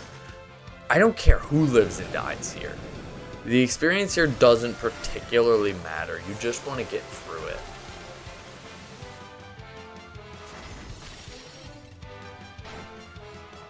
So we got another big damage turn there. And you can start to see those Fira counters really start to add up. And if you're not staying on top of it, you can see it gets out of hand really quickly. And you never want to get down to one character because Inferno will just take them out. You kind of, I always say, here is the part where, nice, he's dead. That was kind of the turn. You always kind of hit a point in this fight where it's like, unless you're counting damage, which I don't know how much health he has, but unless you're counting damage, there becomes a point where you're like, if you stick to trying to revive and heal people, you're going to fall behind. You will not be able to catch up. So there's always a point where you just have to send it. You just have to say, you know what? I feel like I'm close. I'm just going to, Kain jump, Rydia Blizzara, hope to God he dies. That's just how it is sometimes. If you end up ever learning this game, that is certainly one of the fights I would sit down with and just run it back over and over again. It lets you really see all the weird things that can happen and how you can react to them. I do take a moment to Phoenix down and heal everybody here, just because, like, we still have to walk down the tower, and one wrong ambush and we're dead. At bare minimum, I always recommend bringing back Edge because of his agility. But we want to at least Phoenix down everybody back anyways before the next story section, so we can get the full heal off the pot in the Dwarven castle. So I usually just throw the Phoenix down and heal. We gotta do it anyways.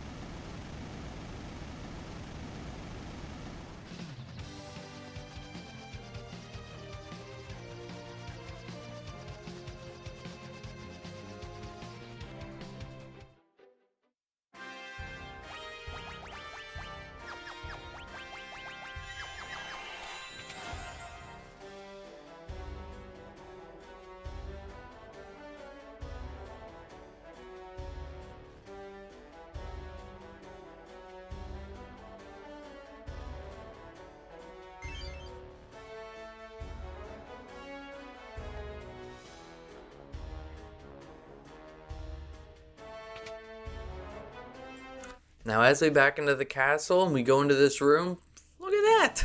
Sid survived. I don't know how that even happens, but Sid's back.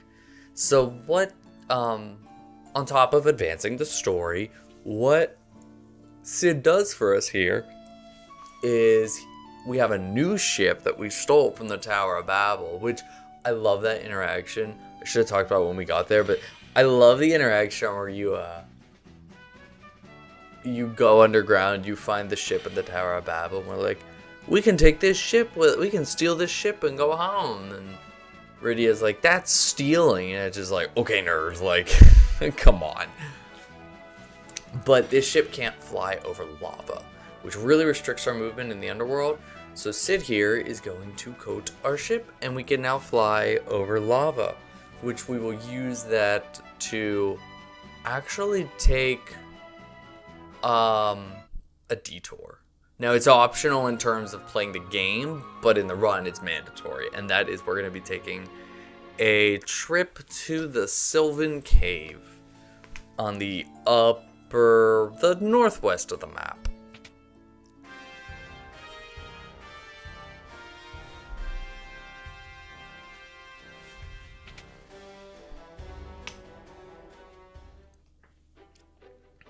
So now we can pop in our ship, and like I said, we're going to head to the northwest. The main reason we're going up here is because there is a chest in here that has the Avenger, which is a really great weapon. You put it on, you get a lot of strength, but it also gives that character berserk. We'll get to more on that later. The stressful part about Sylvan Cave is that we're taking all this quote-unquote lava damage from the green tiles. This is way worse than poison. This, you can see right here. Like, don't even bother healing until you're done, because this wrecks you. But there's lots of Malboros and Toads in here that one wrong ambush, you're dead. You're dead, just reload. This middle chest has the monsters that we're going to fight. So this chest has the Avenger in it, but we have to fight the Malboros first. So we're going to use a silver hourglass we picked up to stop the Malboros. And then we're going to use Jump and Summon Titan with Rydia to weaken these guys. So so Rydia's gonna do her one Titan here. After this, we're gonna send Kain into the air, and then we're gonna have Rydia cast fire on the whole party.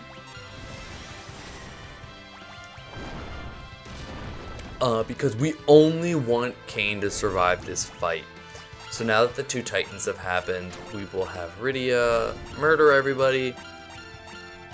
I'm losing track of my turns here, but it's okay because the Malboros are stopped.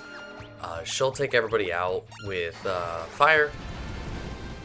And that way we funnel all the experience onto Kain, because from this point forward, Kain is the end all be all of our party. He will be soloing a lot of this game.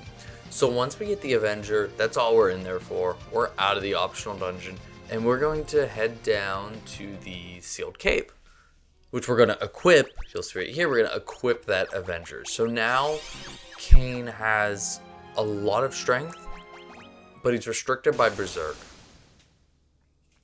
And basically what we're going to do is we're going to fight all these trapdoors in the sealed cavern. Kain usually should kill them in 3 hits, and he will just be reaping all that experience. And also, this is one of the worst back attacks you could get. These bats are so slow. You don't want to ever see this. Also, so first we'll talk about the doors. So this first door, I may even quick save here. I don't remember if I did. Yes. So no, I didn't. That's bold. Kain is just at a weird level where if he low rolls, you can die here. We got really good damage rolls there. But after 3 hits, so the trapdoor does search, and then after search, it'll use 9th dimension, which kills the party member that it used search on. And Kain's our only one, so we would just game over. After 2 trapdoors, we're high enough level that it's a guaranteed kill. So we can just let auto battle ride. There's also a door, and you'll see it at the end of this room, where we can go inside, because there is an item in one of these chests called the Black Cowl, which it gives good agility. So we are going, right now we're kind of just collecting the equipment we need to set up our final boss strategy. But other than that, we're going to auto battle these trapdoors, we're going to go to the bottom of the cave, and we're going to auto battle the boss at the bottom of the cave, then we're going to go back up the sealed cave, and we're not going to auto battle that. We're actually just going to run from everything.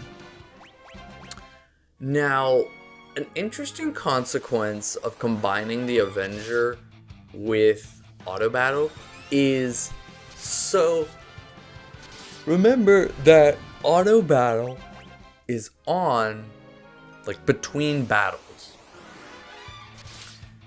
If we were to get into a preemptive strike in one of these encounters, the game and the Berserk will input an attack before we have the possibility to run. So it's miserable and very slow. So this is the one part in the run where we really do not want preemptive strikes.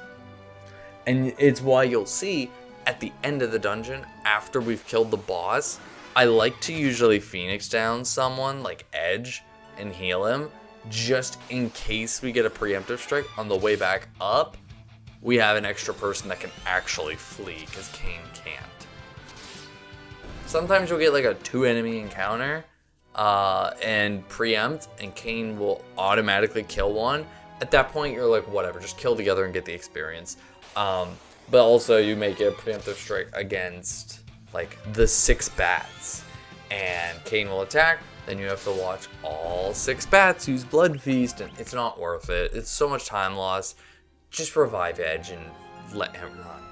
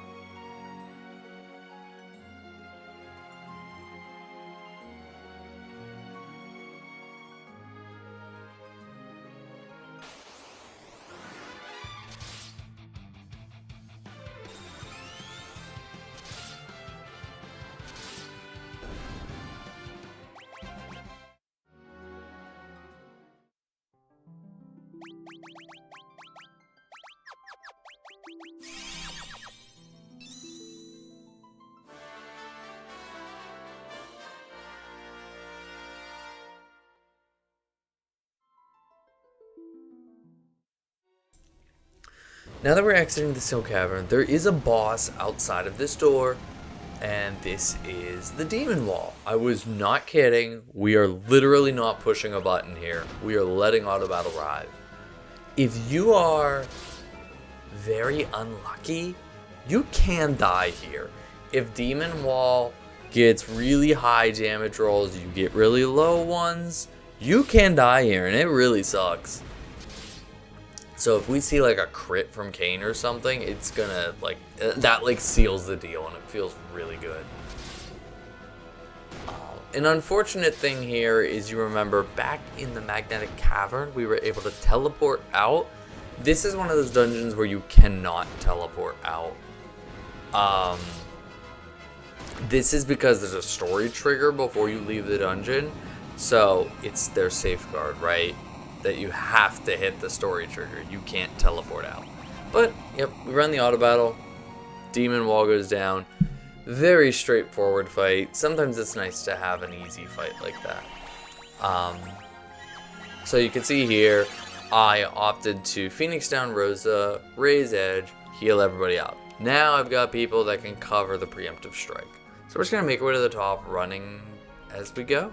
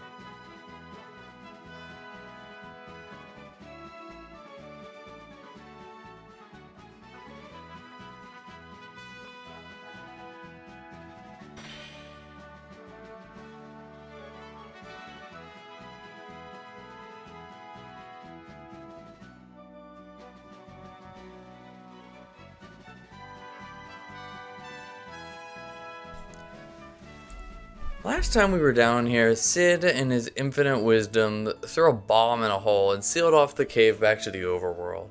But we need to get back up there. So Sid now has installed a drill onto our airship, and we can now dig to the heavens above and believe in the Sid that believes in us. After we dig our way to the overworld, we're going to make our way to Mysidia, and we're going to... If you forgot the prophecy from the beginning of the game, just in case, we have it again here. This is a great spot to just like chill, get ready for the end game.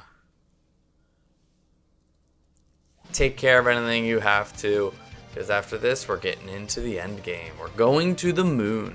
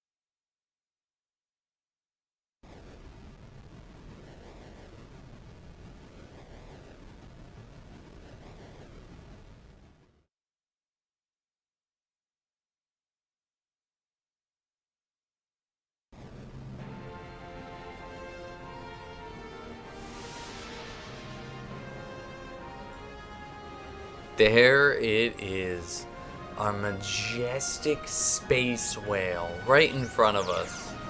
So now that through the power of friendship, we have prayed to make a ship to the moon appear, we can now venture forth onto the moon. Now, we are, number one, we've lost Kane, who was our powerhouse. So we're a smaller team, and we are severely underleveled for the moon. So this is a dangerous part. You really have to keep yourself healed up, because one wrong moon encounter just ruins everything. Now, here's a small little funny tip. You can land on that staircase. I didn't know that for the longest time. Doesn't matter. I mean, it's one tile. We're gonna swap rows here because we want the rows in this order anyways because of a future fight, but also it lets our bigger, better, faster characters survive better hits, because in the back row, Cecil is the most likely to survive a hit, so we put him there. It doesn't matter when you get back attacked as soon as you do that, but you know, it wouldn't be the full FF4 experience otherwise. So we're just gonna make our way to the center of the moon. We will pick up an old man and we'll drag him back to Earth with us. There's also a small detour you do in here to grab the lunar curtain in like the first cave we entered. Bravo team, I'm so proud. This is where autosave will be your best friend. Autosave really makes this run a lot more beginner friendly, because you can, you know, you're never really out of it. It really lends itself to, you know, experimenting and learning while still finishing runs. But as I was saying, there's a lunar curtain we have to grab in the first cave, and I like to wait until the way back because we're gonna get a great party member here. We're just more likely to survive once we have Fusoya in our party, so we'll save the detours for the end. Now, as I said, Fusoya is about to join the party, and he is joining at a level that is way beyond us. He's the MVP of the next 10-15 minutes. Fusoya has about 1900 HP, and he knows every single spell in the game. If you can imagine that is unbelievably helpful. So we're just going to backtrack the way that we came. We're still not going to fight any encounters because the only one that needs experience is Kane, and he's not here. So we're going to run from everything and head on into the Giant of Babel.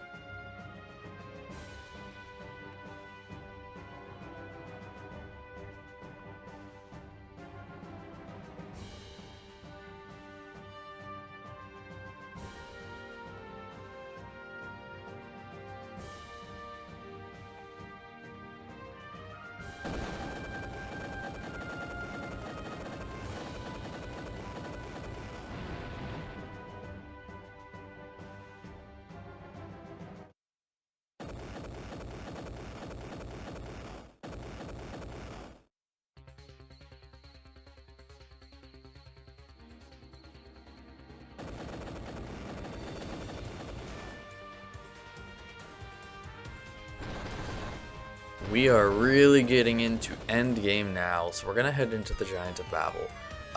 We're gonna make a beeline up to the top, running from everything we can. We are gonna do a quick menu here to set us up for what's about to come. Again, it's a lot of just running optimized on most characters and giving Fusoya the Flame Rod, which also allows us to take the Kinesis Staff off of him, which we'll get into later, but that is important. As I said, we also want to keep our rows back row here, again, for the upcoming fight. We're going to lean on Fusoya's magic a ton, pretty much in its entirety. So we really just want people to survive, and we want Fusoya in the back row so he doesn't die.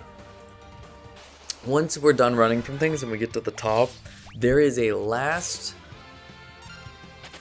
ditch shop right before the boss fight. One of the beautiful naming ways there to sell us some last minute goods, and we're going to take advantage of that. The shop is basically going to consist of buying a good dozen or two of Rage of the Gods, one Arctic Wind, and then if you feel like it, you can just, we don't need money after that, so just dump it on high potions in Phoenix Downs. Again, we don't need money. But having Phoenix Down and high potions is better than trying to rely on Rosa using life. If she dies, you're stuck. So, never too many healing items. But we're going to be getting into the 4 Fiends fight. This is notoriously brutal. This is the stopping point for most people getting into the run. Is like one of the hardest things you can do. Like this is another one where it's like you have to just do it a lot and understand how each individual boss works. So we're gonna start with Skarm. Scarmiglione is where we're going to do our setup. We're gonna we picked up 2 elixirs back in Eblon Cave. We're gonna chuck those at Skarm while we set up with the Lunar Curtain, Hermes Shoes, and covering Fusoya, just making Fusoya fast. Cecil will cover him. Cecil with the Lunar Curtain also helps evasion. And gives him that little bit of reflect as well, which can come in handy. But yes, so we're just going to take him out.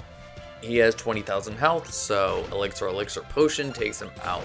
When we get to the Cagnazzo phase, we're just going to spam these Rage of the Gods we bought, along with Thundaga with Fusoya. If you're really good, you can take him out before he like does a tsunami. Even if he does, it's not a ton of damage. The name of the game here is just keeping Fusoya topped off, keeping him alive, and just beating them up. Cagnazzo is a 30,000 HP boss, I believe, so it takes a little longer. But once he's down, we'll switch to Barbricia. So we're back to a 20,000 health boss, and we're going to handle this with Holy from Fusoya. Everyone else is on healing duty at this point. The important thing is you start with the 2 Holies. That puts Barbricia 1 hit from death. So then, once the 2 Holies have gotten off, we're going to make sure as many people as possible are alive here to soak up attacks. And when we're ready to move on, when we're ready to move on, we will start queuing Blizzaga with Fusoya, while another person throws a Rage of the Gods to move on. This just starts a cast before we switch to Rubicante, because we're going to need all the speed we can get. What you're looking for quote-unquote being ready to move on is you want most people alive. You want Cecil at good HP, Fusoya at good HP. Cecil can be around 500, Fusoya you want to be around 1,000, kind of. So now you can see we're going to hit that transition. Rubicante is going to hit us pretty hard, which is why we need to make sure our health is good. So we throw the Arctic Wind we bought. He has 30,000 health. So it'll be 3 Blizzagas and an Arctic Wind to kill Rubicante. So you can see how between Infernos and Firagas, the time to kill Rubicante is tight. We cannot overheal this. The damage rolls on Inferno can be ridiculously wide, so you want to just be aware of that. But there he goes, and the 4 Fiends are down. It is a lot that hits you at once. There's a lot of setup there. Between pre-queuing moves to get you ready for the next phases and to set up so you're in a good position for the next phase of the fight. It's something that just takes practice, but it ends up becoming a really consistent, fun fight once you really understand how to take out Rubicante at the end. Whew, okay. Back-to-back bosses, lot to talk about. CPU of the Giant. So we did a little menu before we came in here. We put our rows back to normal because Cecil's actually going to fight again. We removed all from Rosa. This is to increase Rosa's speed, which you'll see in a second. And then we just heal everybody up MP and HP wise. So the strat for the CPU, we're going to first flare the defense node. This keeps it from healing. We're going to leave the attack node alive, because if we kill both nodes, it'll respawn them. Leaving the attack node alive means we don't have to worry about that. So we're also using flare because it's non-elemental damage with an instant cast time. So CPU has about 20,000 health, so we want to go flare, flare, flare, ether, and then meteor to kill both the CPU and the node at the same time. And what helps this, because the CPU has reflect and it will keep putting it on. Remember the kinesis staff? If you use the kinesis staff, that it casts dispel. That is using the kinesis staff right there. And by removing all the equipment from Rosa, she is faster than Fusoya now. So once we set up, we can just auto battle because we know that Rosa will go just slightly before Fusoya and get those dispels off. So, sometimes you might like to take an extra turn with Cecil to swing at the CPU if you got low damage rolls from flares, just to guarantee they both die at the same time. If the attack node dies and the CPU doesn't, it's over. Like, you're not gonna recover it. Oh man. But that's where we're at. CPU is down. Again, the main thing in that fight is just like, it's actually very like, oh my god, words are hard. It's very scripted. Like, it's the same every time. The only thing you have to just watch for is those damage rolls. But the timing of things, when you use the moves, it's all a good formula.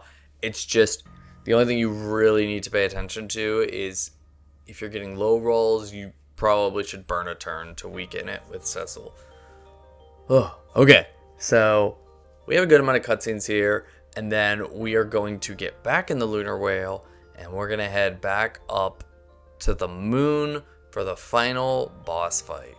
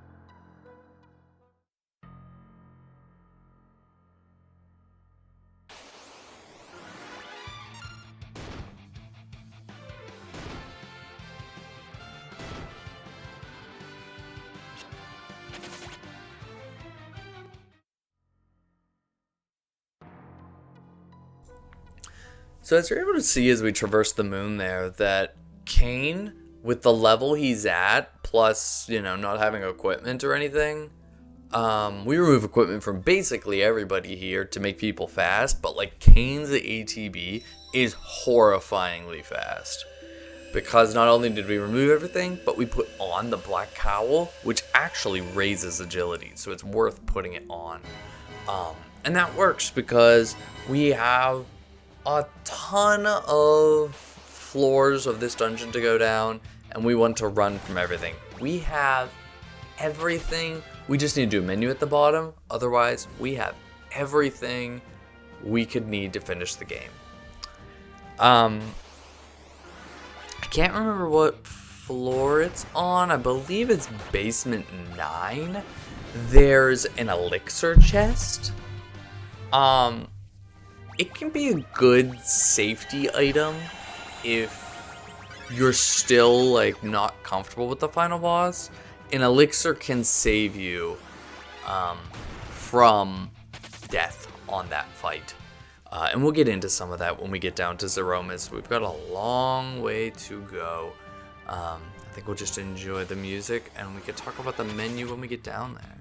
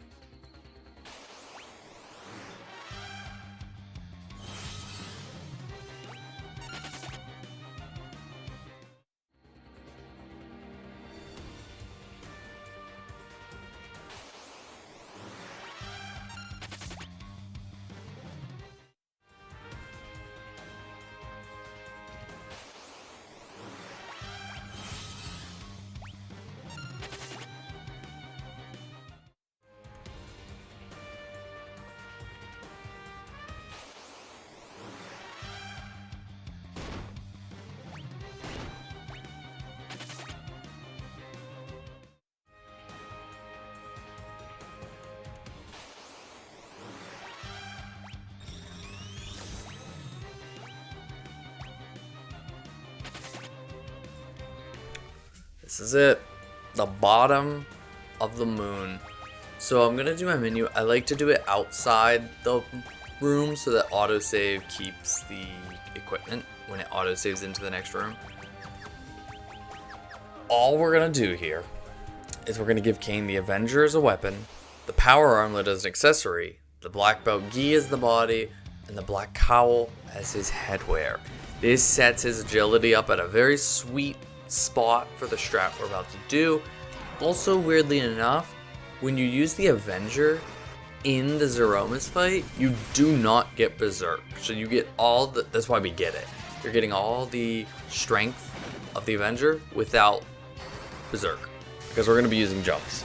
So the Zeromus strat, I've made a small video in a guide that is posted online on how to speedrun this game and how to do Zeromus.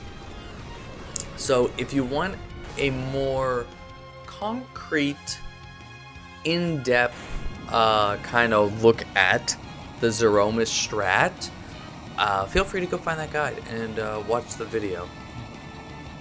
It's a strat that takes a lot of practice.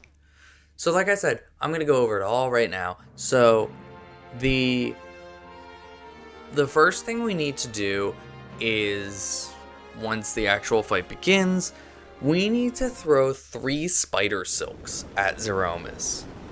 Now,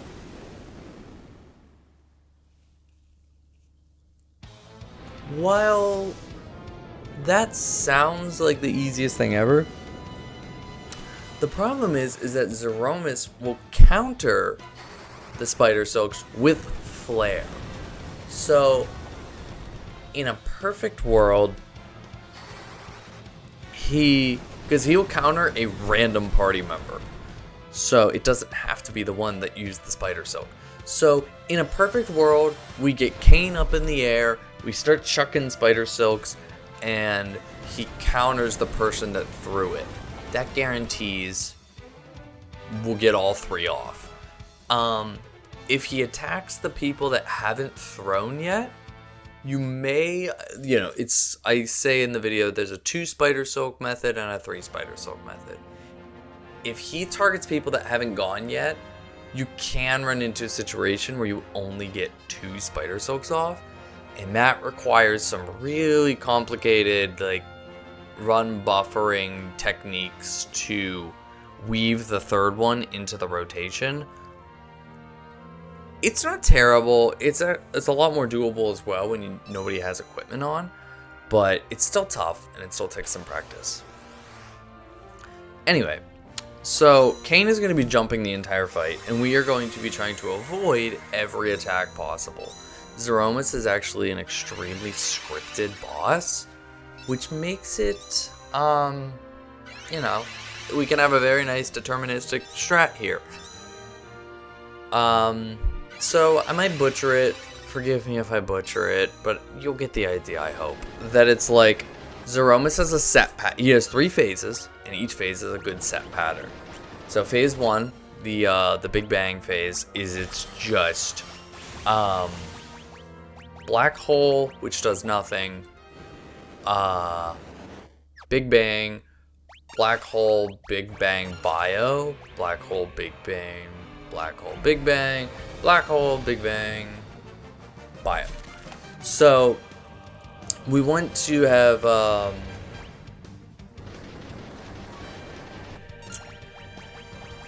okay, we did get the Spider Silk off. Very good, we got our 3 Spider Silks off. Life is great.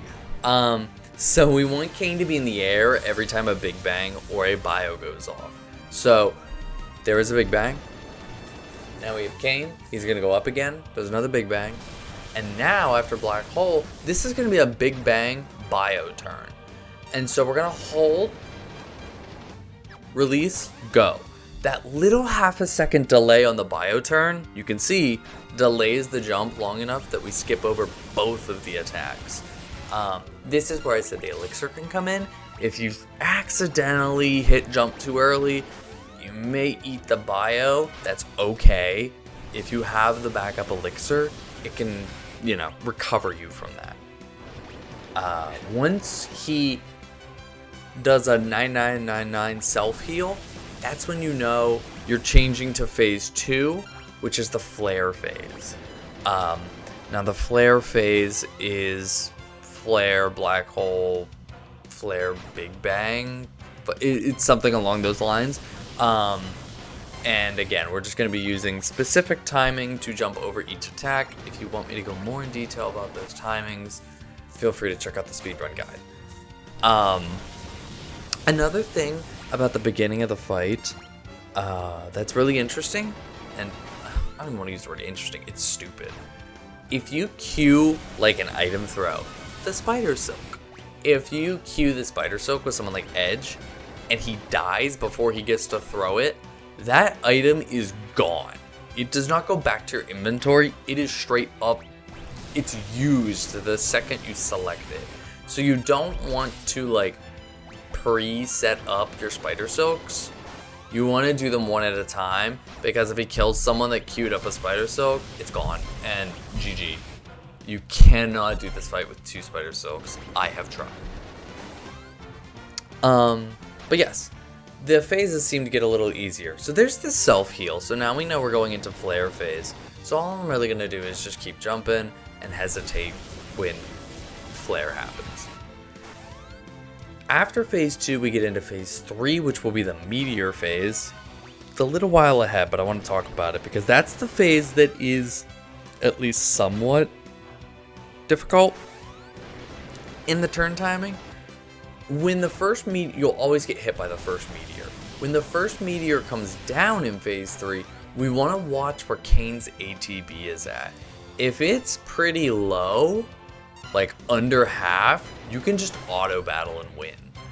If Kane's ATB is above half, you're gonna have to like hesitate a little bit, because if you jump, you're gonna be too early and you're gonna eat an extra meteor. If you low roll, it's okay. Do not bank on that. So we'll see. I don't remember what kind of, but I'll show it here. It's very easy to check your ATB because the meteor animation is so long. So once we push through the flare phase, we'll see where we were at and we can see what I did to fix it. Also a small note, what I said about the elixir strat, the backup, that is only possible in phase 1. If you advance to phase 2 and you don't have the health to survive meteor, it's over. You can't weave an elixir into this rotation in phase 2 or 3.